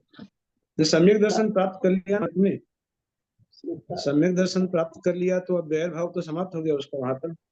कि सम्यक दर्शन प्राप्त करने के बाद नहीं कह रहे हैं, हाँ, ऐसे ही कह रहे हैं कि भाई जैसे बहुत पहले का भाव में दिखाया उसके प्रति उसको था, फिर वो उसने हरण किया, इसी वहां हरण के समय भी ये बताएगा क्योंकि पहले पिछले भाव से इसका प्रेम चला आ रहा, तो उसने हरण कर लिया। अब वो मर करके नारकी बन गया, अब नारकी में जाके संबोधन दे रहे हैं, फिर वो आकर के जहाँ भी जन्म लेता है फिर स्वर्ग जाता है, फिर अब पुत्र बनता है। तो मतलब तो उसका पुण्य का प्रभाव है वहां पर, उसने उपदेश सुना, पुण्य का प्रभाव हुआ, तो अब वैर भाव समाप्त हो गया है। हाँ, तो वो तो आगे में जाकर गणधर बनेगा, सीता का हाँ जीव तो गणधर बनेगा। अभी तो और भी आगे उनके प्रगाढ़ संबंध होंगे। अभी तो संबंध है पिता पुत्र का ही संबंध है, अब तो आगे गुरु शिष्य का भी संबंध हो जाएगा इसके बाद तो। ऐसे ही कर्मों की विशेषता होती है। तो यहाँ भाई जी यहाँ पे 4थी बार भाई बने ना, श्लोक नंबर 122 के आगे चल रहे हैं, 122 के बाद। यहाँ भी जो है ना सीता का जी लक्ष्य रावण का बेटा हुआ क्या? सीता का जीव रावण का बेटा हुआ क्या? नहीं, सीता का रावण जीव पिता सीता हुआ का है, बेटा हुआ है। सीता का जीव पिता हुआ है, रावण उसका बेटा हुआ है। रावण का जीव और लक्ष्मण का जीव बेटा हुए हैं, और सीता का जीव चक्रवर्ती बना है। ये ठीक है। चौथी बार सीता भाई का बनते जी हैं क्या ना? हुआ, बाप? हाँ सीता का जी बाप हुआ क्या, पिता? हाँ, पिता हुआ है, सीता का जीव पिता बना है, रावण का जीव और लक्ष्मण का जीव दोनों उसके पुत्र हुए हैं। तो ये चौथी बार भाई बन गए फिर ये। हाँ, ये चौथी बार भाई बन गए। चौथी बार पहली बार भाई बन अरहदास के पुत्र हुए, उसके बाद उसी कुल में जन्मे, भाई बने। उसके बाद फिर उसी नगर में जन्मे, राजपुत्र हुए, और वहां से लांतोस्वर गए, और फिर चौथी बार ये भाई बन गए। ये एकदम आपने ठीक कहा कि चौथी बार ये भाई बने। तो ये केवली भगवान राम कह रहे हैं कि दशानन का ये एक सत्य व्रत था कि जो पर स्त्री मुझे नहीं चाहेगी, मैं उसे नहीं चाहूंगा। उसने जीवन भले ही छोड़ दिया, लेकिन अपने इस सत्य व्रत को नहीं छोड़ा। ये रावण की विशेषता राम मुनि कह रहे हैं, उसका उसने बहुत अच्छी तरह पालन किया। वह रावण का जीव धर्म पारायण इंद्र रथ होकर तिर्यंच और नरक को छोड़ अनेक उत्तम भव पा मनुष्य होकर सर्व प्राणियों के लिए दुर्लभ तीर्थंकर नाम कर्म का बंध करेगा। कि क्या धर्म पारायण इंद्र रथ होकर, अभी तो वह इंद्र रथ बना है, अब इंद्र रथ होकर अब ये तिर्यंच और नरक गति में अब नहीं जाएगा। अब ये अनेक उत्तम भवों को प्राप्त करेगा और मनुष्य बनेगा बाद में, और बाद में मनुष्य बनकर ये दुर्लभ तीर्थंकर नाम कर्म का बंध करेगा। वह पुण्यात्मा अनुक्रम से तीनों लोकों के जीवों से पूजा प्राप्त कर मोहादि शत्रुओं के नष्ट समूह को नष्ट कर अरहंत पद प्राप्त करेगा। अर्थात ये यहाँ जब पर एक कुछ मिसिंग ये है जब यहाँ चल पर। रहा था तो मेरे को ये शंका हुई कि अभी तो लोग कहते हैं ना कि रावण तीसरे में है और उसको तीर्थंकर प्रकृति बंद हो रखी है, आके वो तीर्थंकर बनेगा। तो नहीं, करेगा, आगे करेगा, ये क्या कहा सामंजस्य नहीं बैठ रहा है। हाँ। नहीं नहीं, कभी अभी तक किया नहीं है कुछ भी, अब वो आगे करेगा, बहुत ये लंबा समय तो आगे सबसे आएगा तब वो वर्णन आ रहा है। ये तो सब लक्ष्मण नहीं किया है। लक्ष्मण तो अभी तीर्थंकर प्रकृति का बंद नहीं किया, पर रावण के लिए तो बिल्कुल आ रहा है। वो कहाँ का बनेगा ये तक नाम तक है तिलोपन्नति वगैरह में। तो ये हमको एक तो इसमें कथन थोड़ा सा विपरीत लगा। कल भी ये मेरे नाम तो है, वो तो केवली भगवान की दिव्य धन में नाम आया होगा कि ये नाम का तीर्थंकर बनेगा, वो तो नाम तो हो ही सकता है। लेकिन तीर्थंकर प्रकृति का बंद तो, अब तीर्थंकर कहते जब ही बनते हैं उसके पहले के भाव में जब मनुष्य होते हैं तभी करते हैं, उसके पहले कहाँ करेंगे। रावण के श्री जैसे श्री कृष्ण के लिए भी आता है कि तीर्थंकर प्रकृति के बंध के साथ तीर्थंकर ही हैं। प्रकृति का बंद तो दीदी जो वे अपने तीर्थंकर बनने के पहले वे स्वर्ग में जाएंगे, उसके पहले जो मनुष्य बनेंगे, मनुष्य बने होंगे, उसी में करेंगे ना। अभी कहाँ से तीर्थंकर प्रतिबंध करेंगे। हो सकता है फिर, पता नहीं। आएगा ना तो तीर्थंकर पद इसमें बांधेंगे ये अभी तो। लिखा है कि दुर्लभ तीर्थंकर नाम कर्म का बंध करेगा, अभी किया नहीं है, हाँ करेगा उस समय में। करेगा, हाँ करेगा, पढ़ी थी मैं भी, यहाँ पर करेगा। ये एक मिसिंग है, यहाँ पर तो एक मिसिंग है करेगा। कि यहाँ लिखा है कि नाम कर्म का बंध करेगा। उसके बाद तदनंतर वह पुण्यात्मा अनुक्रम से तीनों लोगों के भावों जीवों से पूजा प्राप्त कर अरहंत पद प्राप्त करेगा। लेकिन इस बीच में वह स्वर्ग भी जाएगा, ये यहाँ पर मुझे लगता है मिसिंग है। क्योंकि तीर्थंकर नाम कर्म का बंद करने के बाद तो सीधे ही अरहंत नहीं बन जाएंगे, वो तो देवगति में जाएंगे और वहां से च्युत होकर वे तीर्थंकर पद को प्राप्त करेंगे। या फिर यदि पूर्व समय में कोई नरक गति का बंद कर लिया तो नरक भी जा सकते हैं, जैसा कि रावण के लिए नहीं, वो तो स्वर्ग ही जाएंगे। तो स्वर्ग जाकर के वहां से च्युत होकर वे फिर अरहंत पद को प्राप्त करेगा। इसका और मतलब 13 अभी जीव अभी उन लोग के तीर्थंकर प्रकृति का बंध नहीं है। दोनों अभी के नहीं है, अभी नहीं लक्ष्मण के किया तो है ही है, नहीं। नहीं, अभी इनको भी बिल्कुल नहीं, नहीं किया ना। इनको भी नहीं है। लड़का अभी भाई नहीं है। किया। और 13 जीव सीता को कह रहे हैं, सीता के जीव को, कि 13 जीव जो चक्ररथ नाम का चक्रधर हुआ था, जो चक्रवर्ती तुम बने थे, वह रत्नस्थलपुर में राज्य कर अंत में तपोबल से वैजयंत विमान में अहमिंद्र पद को प्राप्त होगा। वह अहमिंद्र पद को वैजयंत विमान में प्राप्त होगा, जहां पर की 33 सागर की उसकी आयु होती है, वहां तो प्राप्त होगा। और वहां से च्युत होकर उक्त तीर्थंकर का, अर्थात रावण के जीव जो तीर्थंकर बनेंगे, उनका तू रिद्धिधारी श्रीमान प्रथम गणधर होगा, पहला गणधर तू होगा। ये यहाँ पर अब सीता और रावण के जीव में अब गुरु और शिष्य का संबंध हो गया कि रावण के जीव गुरु हो गए और सीता का जीव उनका गणधर हो गया। तो ये कहने का तात्पर्य ये है कि 33 सागर की यदि आयु सीता का जीव भोगेंगे वहां वैजयंत विमान में, और 22 सागर की आयु उस अच्युत स्वर्ग में, तो 33 और 22 तो 55 सागर हो गए। इसके बाद जो चक्रवर्ती जो पद होगा वो तो मान लीजिए कि सागर के मुकाबले में कुछ भी समय नहीं होगा। तो ये मान सकते हैं कि अभी से होने वाले, अभी के 55 सागर लगभग बाद रावण का जीव जो है वो तीर्थंकर बनेंगे, आज से लगभग 55 सागर के बाद। ऐसा हम मान सकते हैं यहाँ पर ग्रंथ के आधार पर। 33 सागर की आयु कहाँ पे पूरी करी वैजयंत सीतेंद्र ने? विमान में, और अच्युत सागर में 22 सागर की आयु। यदि अच्युत सागर में जघन्य आयु होती है तो 20 सागर की आयु, और वैजयंत में यदि जघन्य आयु होती है तो वहां 32 सागर की आयु। अगर जघन्य आयु होती है तो 32 + 20 = 54, और नहीं तो 32 + 20 = 52, और नहीं तो आपके 22 + 33 = 55। 52 से 55 सागर के बीच में आने वाले समय में, 52 से 55 सागर के बाद रावण के जीव तीर्थंकर के रूप में उत्पन्न होंगे। ये हमें इस ग्रंथ के माध्यम से ये ज्ञान प्राप्त होता है। सागर के तो इसीलिए भरत रावत के नहीं बनेंगे ना, विदेह क्षेत्र के बनेंगे। भरत रावत में तो अभी बहुत देरी है। छठा हाँ। काल, छठा के बाद फिर पहला, दूसरा, छठा, फिर पांचवा, फिर चौथा, तो बहुत देरी है। इसलिए लोग ना विदेह क्षेत्र के बनेंगे। पुष्कर द्वीप के बनेंगे शायद। हाँ, पुष्कर द्वीप के बनेंगे शायद। अच्छा, पुष्कर द्वीप में बनेंगे। अच्छा, पुष्कर द्वीप पे शायद बनेंगे एक तो, मतलब लक्ष्मण जी तो पुष्कर द्वीप के बनेंगे। नहीं, 5 भरत 5 रात में बनने का तो मतलब ही नहीं है। कोड़ा कोड़ी का समय है उसमें, तो यहाँ तो केवल सागर है, वहाँ कोड़ा कोड़ी का काल है, उसमें कैसे बनेंगे बताइए? नहीं, आगे होने वाले समय में तो भरत क्षेत्र में बन सकते हैं 55 सागर के बाद। तो 55 सागर के बाद भरत क्षेत्र में अभी तीसरा उत्सर्पणी का तीसरे काल में बनेंगे, है ना, और सर्पणी के चौथे में बनते हैं। अभी तो आगे आने वाले समय में 84,000 साल के बाद ही तो शुरू हो जाएगा तीसरा काल, जिसमें तीर्थंकर होने लगेंगे। 84,000 साल के बाद से 84,000 साल के बाद तीसरा काल शुरू हो जाएगा, जिसमें पहले तीर्थंकर उत्पन्न होंगे। हाँ, तीसरा राजा काल श्रेणी के जीव, 84। है ना। हाँ, वो एक 84 कोड़ा में, कोड़ी सागर का हाँ, होगा, 84 में आ वो जाएगा। 1 लाख करोड़ सागर का वो समय होगा। तो उसी समय 24 तीर्थंकर हो जाएंगे, जिनमें रावण का जीव भी होगा। तो भरत क्षेत्र में भी हो सकता है वो। नहीं, वो भरत क्षेत्र के तो नहीं हो रहे हैं, वो हमको भी कुछ पढ़ा हुआ पूरा तो याद नहीं नहीं, ये रहता है। वर्णन यहाँ पर तो कृष्णा जी बोल आएगा, रही है यहाँ वही पर होगा। अभी के लिए आता है पुष्कर द्वीप, तो पढ़िए देखिए। आया है कि इस पिता का जीव सुधीर भावपूर्ण अंतरात्मा से परम संतोष को प्राप्त हुआ। सर्वज्ञ देव ने लक्ष्मण के जीव का जो निरूपण किया था, वह मेघरथ नाम का चक्रवर्ती का पुत्र होकर धर्म पूर्वक आचरण करता हुआ कितने ही उत्तम भाव में भ्रमण कर पुष्कर द्वीप संबंधी विदेह क्षेत्र के, अब ये लक्ष्मण का जीव विदेह क्षेत्र में तीर्थंकर बनेगा।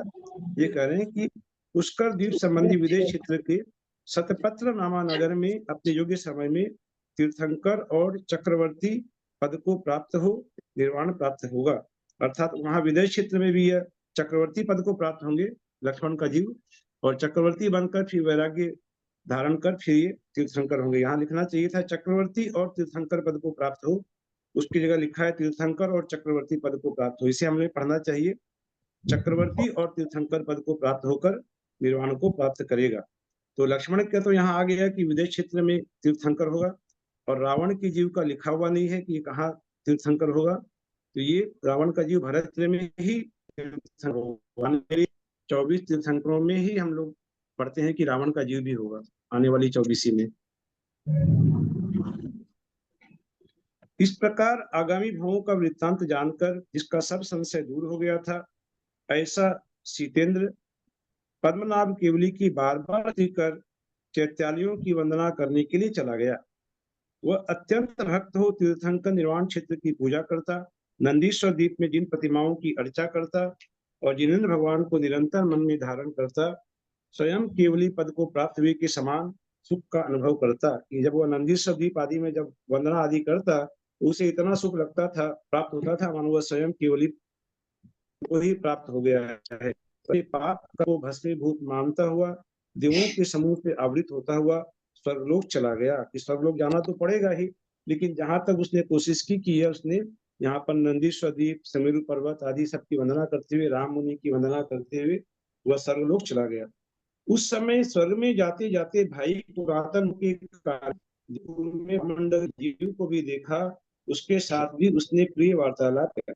और चंद्र सभी पथों को पूरा करने वाला हजारों दिव्यों के साथ रमण करता हुआ रहता था। राम की आयु 17,000 वर्ष की और लक्ष्मण के शरीर की ऊंचाई,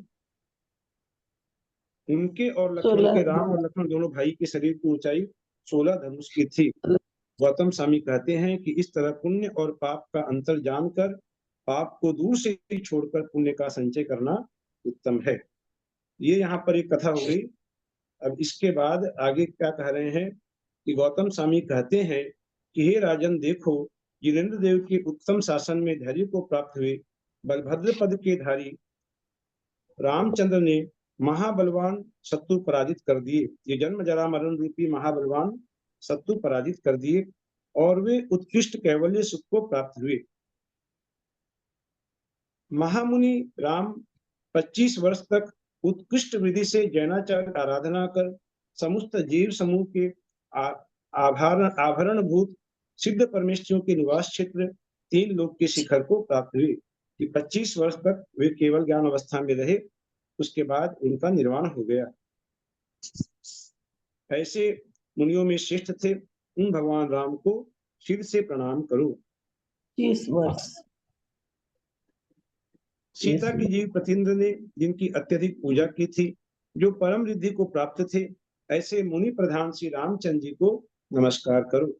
जो बलदेवों में 8वें बलदेव थे, जिनका शरीर अत्यंत शुद्ध था, हजारों नियमों से जो भूषित थे, जिनके सब विकार नष्ट हो गए थे, जिन्होंने कसाय रूपी शत्रुओं को नष्ट कर सुख दुख आदि समस्त बंधुओं का त्याग कर दिया था, जो सम्यक दर्शन, सम्यक ज्ञान और सम्यक चारित्र से तन्मय हैं, संसार को नष्ट करने वाले हैं, समस्त दुखों का क्षय करने में तत्पर हैं, ऐसे मुनिवर श्री राम को प्रणाम करो।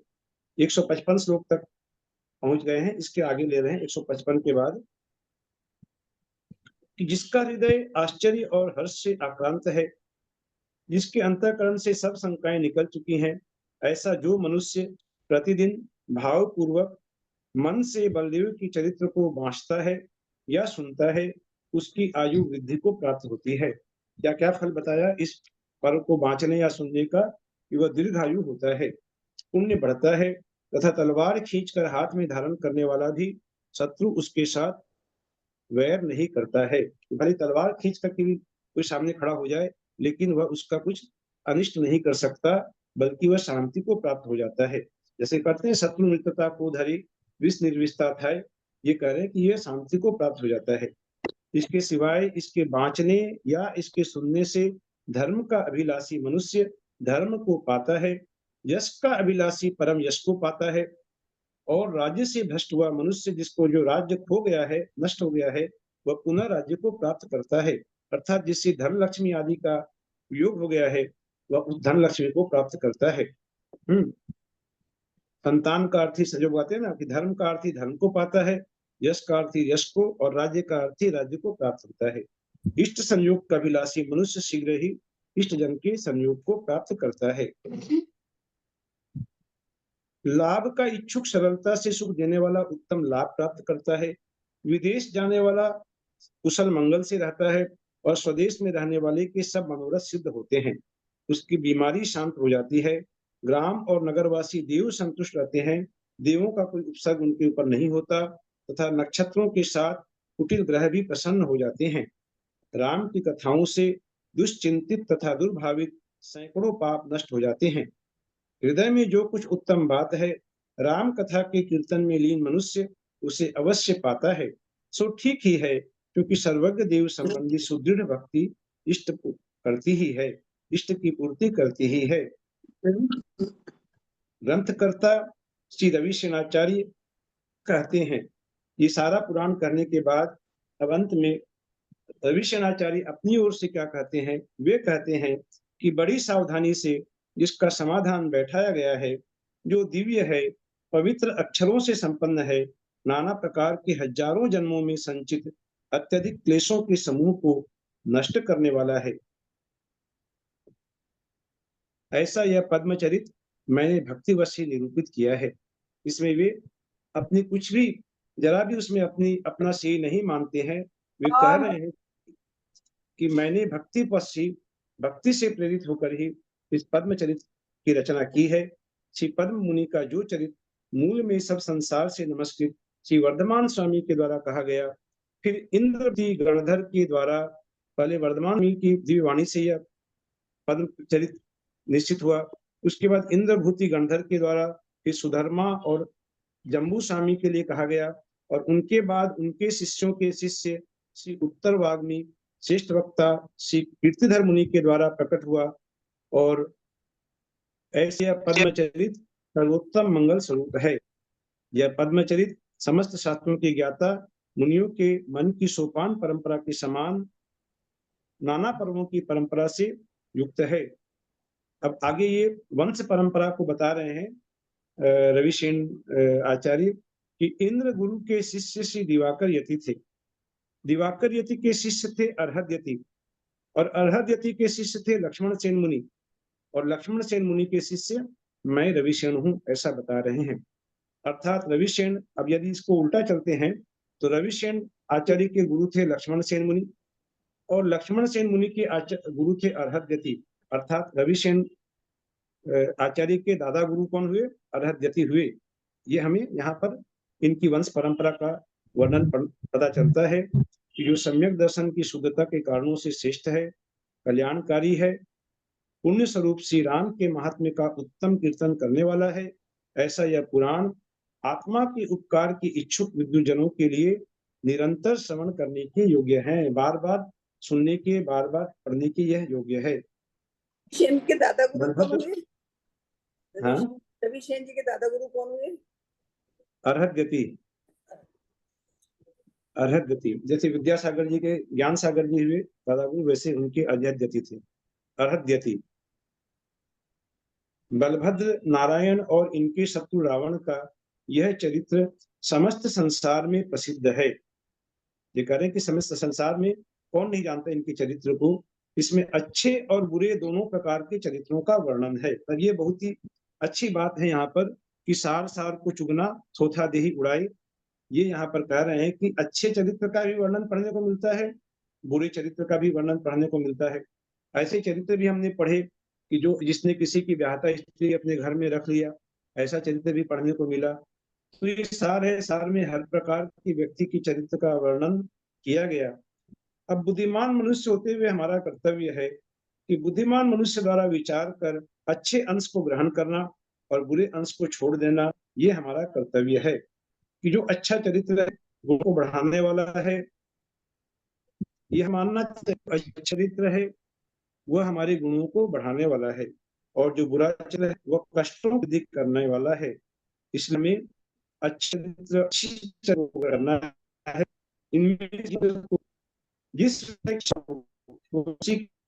मित्रता करता है अर्थों को से बढ़ाता है, वह बुरे चरित्र से ये हम किसे ग्रहण करें और बुरा चरित्र कभी शांति के लिए नहीं होता। कष्ट को प्राप्त होता हुआ अंत में मरण को प्राप्त हुआ, तो तब साक्षात रति क्रीड़ा करने वाले अन्य काम रोगी की तो कथा ही क्या है। कि रावण ने कभी सीता के साथ रमण नहीं किया, क्योंकि उसने अपने सत्य वचन का पालन किया। यह भी हम लोगों ने पढ़ा। तो यहाँ कह रहे हैं कि ऐसा रावण भी जिसको सत्य वचन को पालन करते हुए भी मरण को प्राप्त हुआ वह, और वह नरक गया, तो फिर जो साक्षात रति क्रीड़ा करने वाले हैं इस संसार में, जो अन्य स्त्रियों के साथ, पर स्त्रियों के साथ रमण करते हैं, उनकी तो कथा ही क्या है कि वे कहाँ जाएंगे। ये यहाँ पर प्रश्न चिन्ह यहाँ पर लगा दिया गया कि उनका क्या होगा। हजारों उत्तमोत्तम स्त्रियां जिनकी सेवा करती थी, ऐसा रावण भी जब अतृप्त बुद्धि होता हुआ मरण को प्राप्त हुआ, वह तृप्त नहीं हुआ। हजारों स्त्रियों की सेवा करने के बाद भी जब तृप्त नहीं हो पाया और वह मरण को प्राप्त हुआ, तब अन्य मनुष्य तृप्ति को प्राप्त होंगे, यह कहना तो मोह ही है। यह एक क्या है, मिगमल जी का है कि अन्य लोग किस प्रकार तृप्ति को प्राप्त हो सकते हैं। अहो भविजनो तुम लोग जिन शासन की भक्ति रूपी रंग में रंग कर तथा शक्ति के अनुसार सुदृढ़ चारित्र को ग्रहण कर शीघ्र ही उस स्थान को जाओ जहाँ की बलदेव आदि महापुरुष गए हैं, वही स्थान हमारा लक्ष्य होना चाहिए। ये यहाँ पर आचार्य महाराज कहते हैं कि अत्यधिक क्रोध करना, पर पीड़ा में प्रीति रखना, कि यदि कोई व्यक्ति दुखी हो रहा है उसके दुख को देखकर प्रसन्नता करना, प्रसन्न होना, हर्ष मनाना और रुक्ष अर्थात कड़े वचन बोलना, यह प्रथम पाप है। और अपुण्य क्या है? न विनय, सुत, शील, दया सहित वचन, अमात्सर्य, मात्सर्य का विरोधी अमात्सर्य और क्षमा, ये सब पुण्य हैं। अहो, मनुष्यों के लिए धन, आरोग्य तथा सुख आदि कोई नहीं देता है। हमारे कोई भी परिवारजन है कि हमारे माता या पिता कोई हमें धन देते हैं, आरोग्य देते हैं, ये सब हमारी कल्पना है, ये हमारा भ्रम मात्र है, ये देने वाले कोई नहीं है। यदि कहा जाए कि देव देते हैं, कहते देव की कृपा से धन धान्य आदि की प्राप्ति होती है, तो यहाँ पर आचार्य प्रश्न करते हैं कि वे देव यदि इस प्रकार की कृपा बरसाने वाले देव हैं, तो वे स्वयं अधिक संख्या में दुखी क्यों हैं? बहुत कहने से क्या, हे विद्वज्जनों, यत्न पूर्वक एक आत्म पद को तथा नाना प्रकार के विपाक से परिपूर्णताओं को अच्छी तरह जानकर सदा उसी की प्राप्ति के उपायों में रमण करो, कि किस प्रकार इन कर्मों से छूटा जाए, इसे जानकर इसी के उपाय में रमण करो।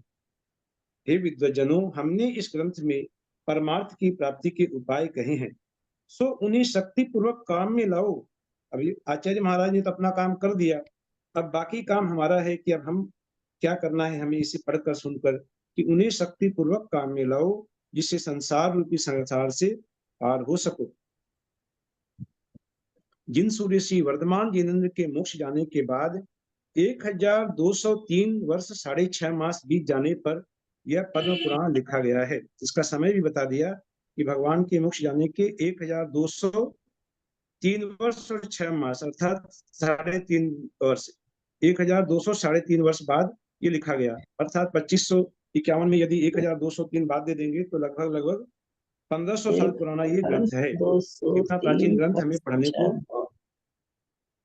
1500 हो गया, देखिए कभी लगभग वैसे ही आएगा। तो ये हमारा परम सौभाग्य है कि हमारे पुण्य कर्म से हमारे ऐसे 1550 वही 1550 साल 1203 तो 1550 1203 1203 होगा ना, 12.5 तीन में तो आको 1203 बाद दे दीजिए, 2551 से 1203 बाद देंगे तो कितना बचेगा? 1348 बचेगा। 2551 से आप यदि 1203 बाद दे देंगे ना तो 1348 साल पुराना ये ग्रंथ है। 1348 पुराना ग्रंथ है।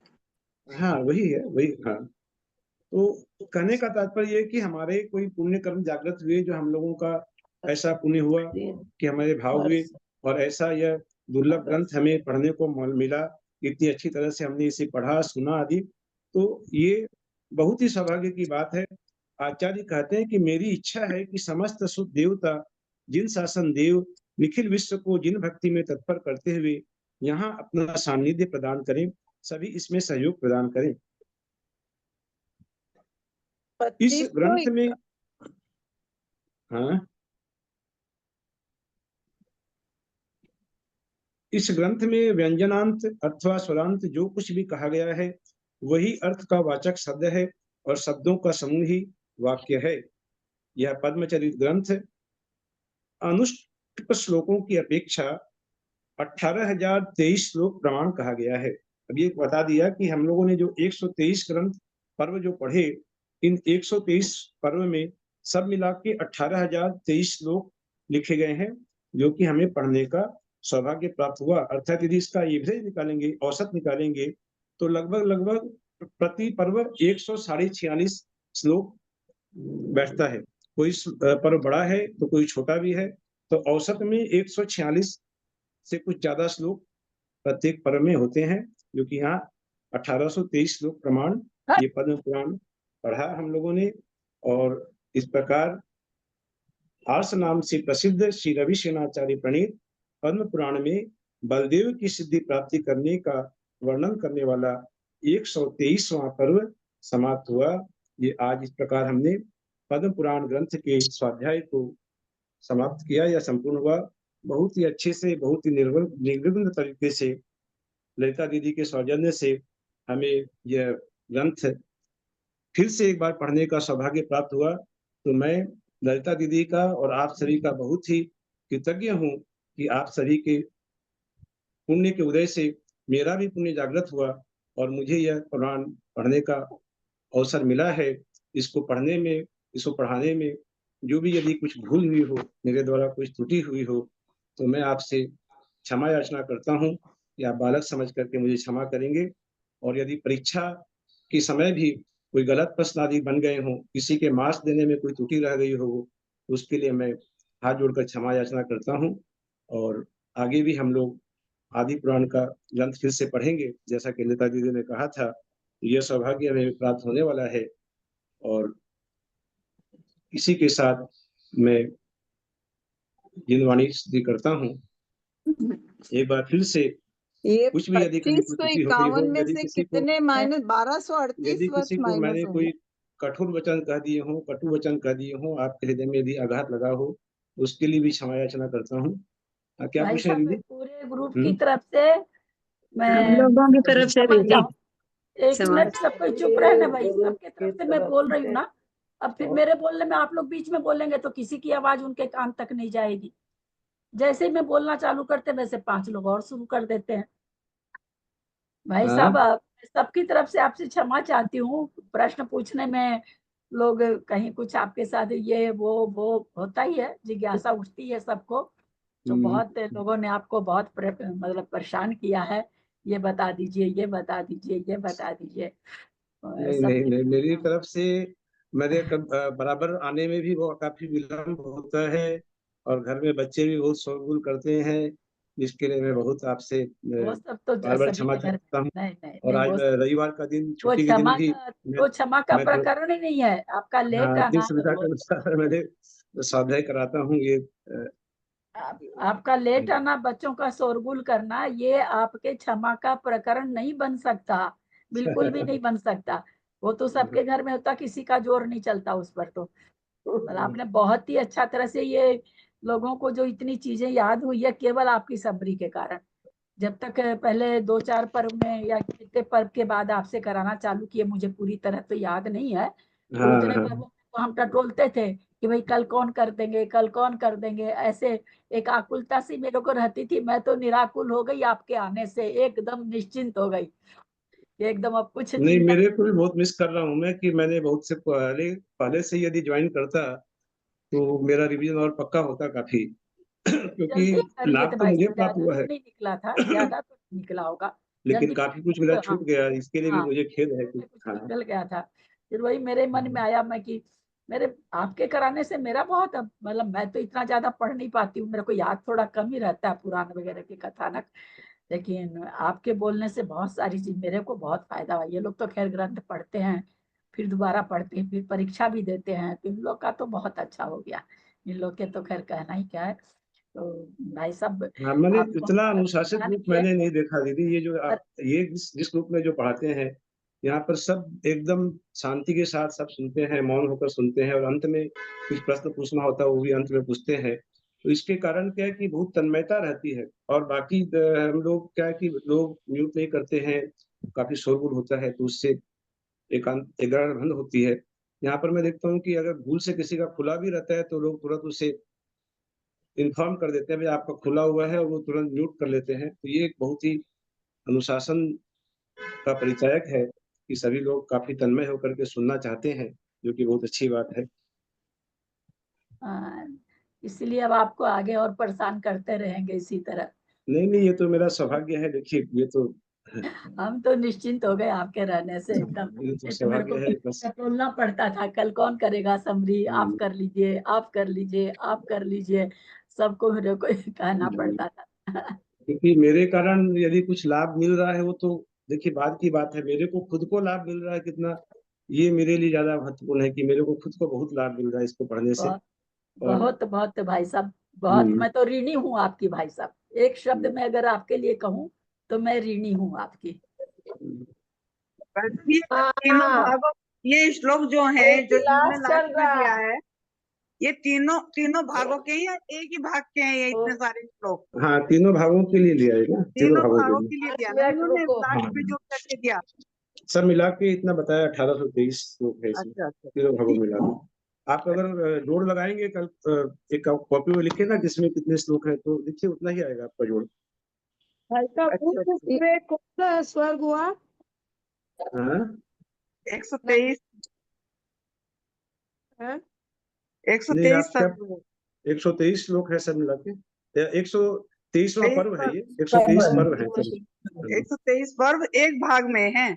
हाँ अरे नहीं, नहीं, तीनों तीनों भाग में, भाग, तीनों तीनों में मिला भाग के 123 पर्व है। केवल इस वाले भाग में 123 पर्व तो भैया जी एक बात पूछूं?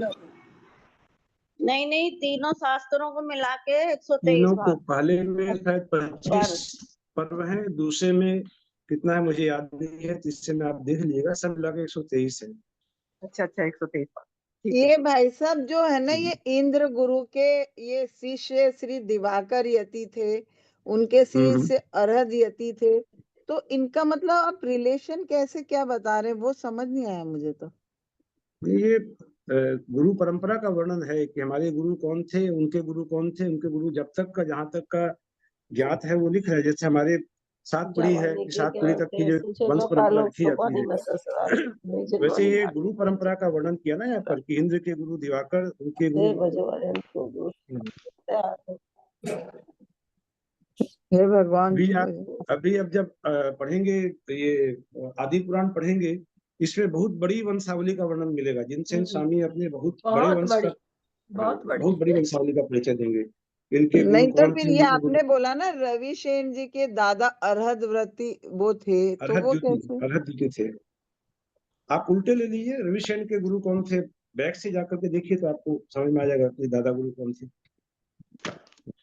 अच्छा, दादा गुरु बोलने में आएगा ना? दादा गुरु कह रहे हैं, दादा नहीं, दादा गुरु। हाँ, मैं वही समझ रही थी कि नहीं नहीं, दादा दादा नहीं मतलब कह वो रहे, दादा गुरु कह रहे हैं। रिलेशन शिष्य उनमें कैसे हो गया, वो समझ में जैसे आया। प्रणन में सागर जी के दादा गुरु ज्ञान सागर जी हुए। हाँ, हाँ, दादा जैसे गुरु, कांति दादा सागर गुरु, अब समझ आई बात। कांति अभी सागर दादा तक गुरु कह रहे मतलब मैं हैं। दादा सोचती थी कि शिष्य गुरु में दादा कैसे हो हाँ गया। हाँ, वो 6 सुनाई अरे नहीं पड़ा था। 2551 में से कितने माइनस करने को बोला आपने? 2551 1238। साल भगवान के दिवाली निर्वाण को हुए स्तुति हैं, कर लेना, उस समय आप 1200 दिवाली वो स्तुति कर 8:30 बजे। कितना दिया वो हाँ, माइनस कर दिवाली दिए, यहाँ पर स्तुति कर कितना लेना। दिया, 1200 350 शायद लिखा है, वो माइनस कर दिए। 1348 ना। 1348। हाँ, 1348 साल पुराना ये ग्रंथ है ये। तो इसमें इतना उनके प्राचीन। गुरु दिवाकर यति थे, उनके शिष्य अरहद यति थे, और उनके शिष्य लक्ष्मण सेन मुनि थे, और उनके शिष्य मैं रविसेन हूँ। इसमें रविसेन के गुरु है ना। रविसेन के गुरु लक्ष्मण सेन मुनि हुए, हुए, और लक्ष्मण सेन के गुरु अरहद अरहद जी हुए। सिंपल है एकदम। रविसेन के गुरु लक्ष्मण सेन मुनि हुए ना, हाँ, और लक्ष्मण सेन के गुरु अरहद जी हुए।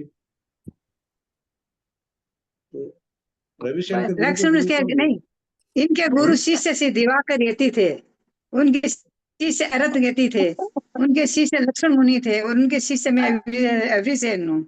हाँ, तो 4 पीढ़ी लिखी गई है, उसको उल्टा चलो ना।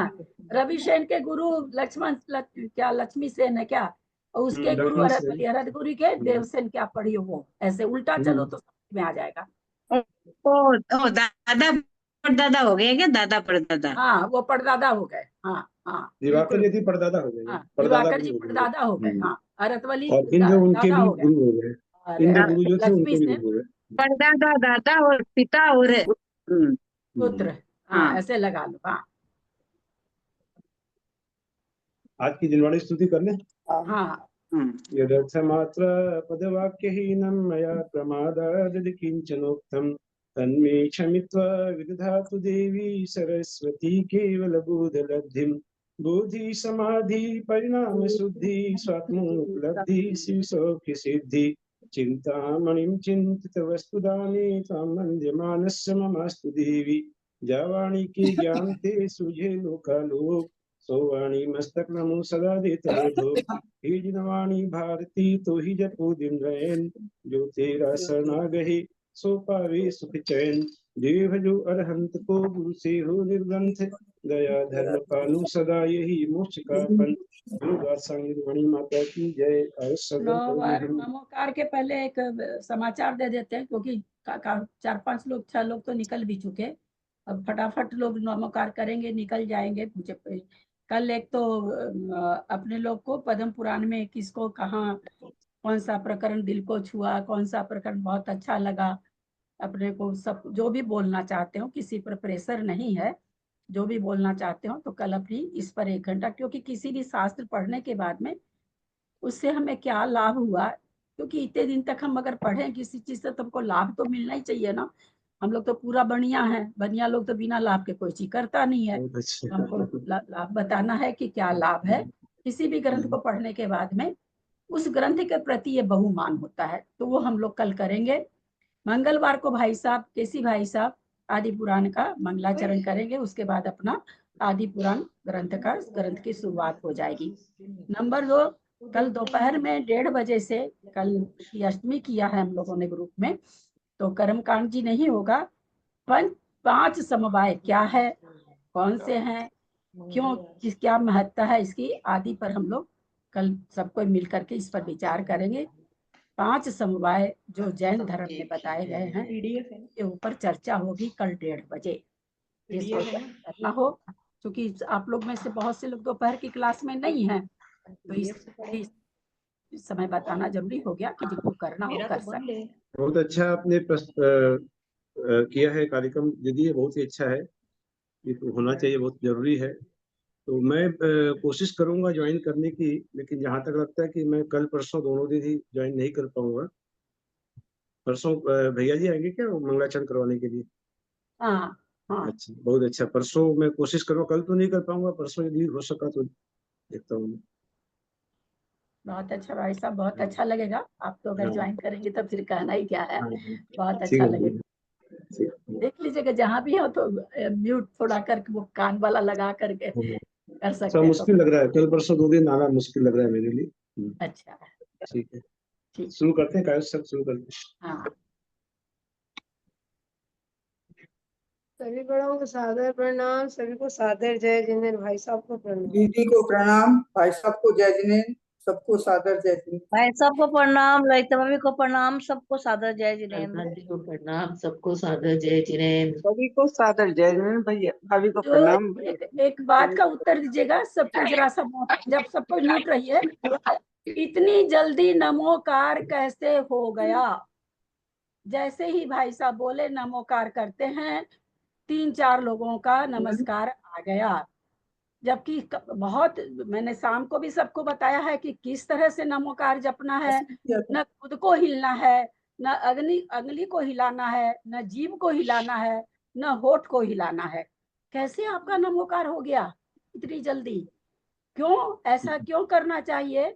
ऐसा इसलिए करना चाहिए कि ग्रुप अटेंड करते समय हमारा किसी के प्रति नहीं भी हम मौखिक बोले हो, किसी को मुखर होके, हमारे मन में किसी के प्रति बुरा भाव आ गया हो कि देखो कितना बार बार पूछती है, देखो कितना पीछे जाके पूछती है, देखो इनको ये नहीं मालूम क्या कि आरण अच्युत कौन से स्वर्ग है। हमने बोला नहीं, लेकिन मेरे मन में ये भाव आ गए।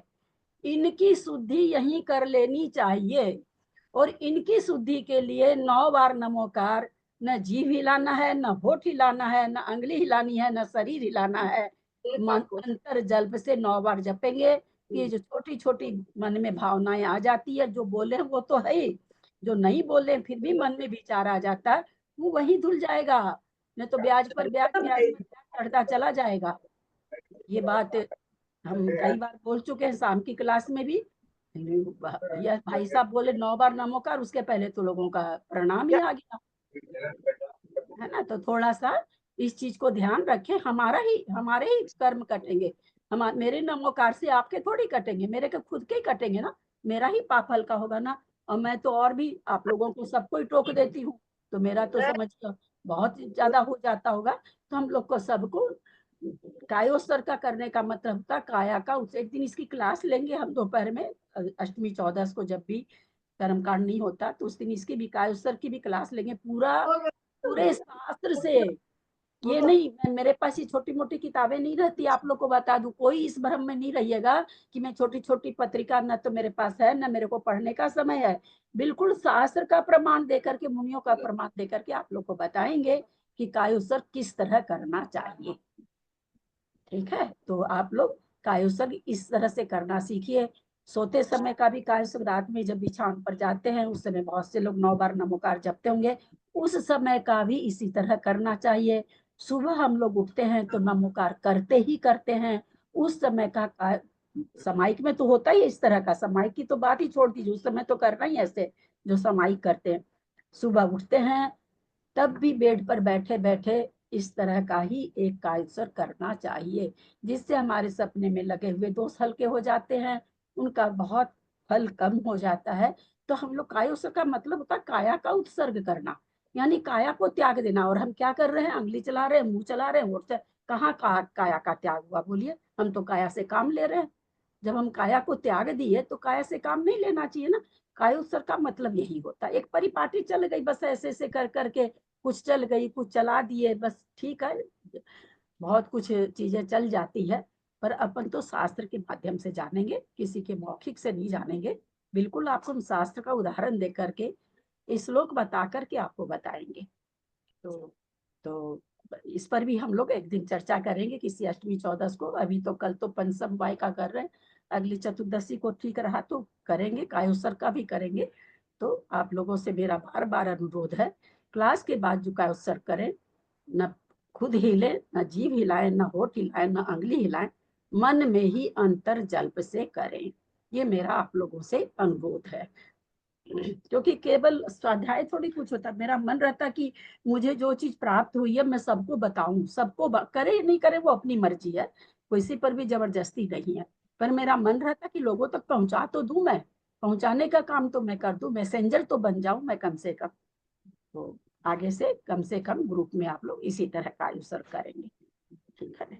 इसमें इतनी हड़बड़ी नहीं करनी चाहिए कि हुआ नहीं उसके पहले तो प्रणाम प्रणाम प्रणाम प्रणाम झड़ी लग जाती है। तो आप लोगों को किसी को बुरा लगा हो तो मैं क्षमा चाहूंगी। मैं चाहूंगी कि स्वाध्याय के साथ साथ हमारा कुछ कुछ सुधार भी होता जाए। बस यही मेरी भावना, और कोई बात नहीं है। किसी को भी बुरा नहीं लगे, मैं सबसे माफी चाहती हूँ किसी को अगर बुरा लग रहा हो तो।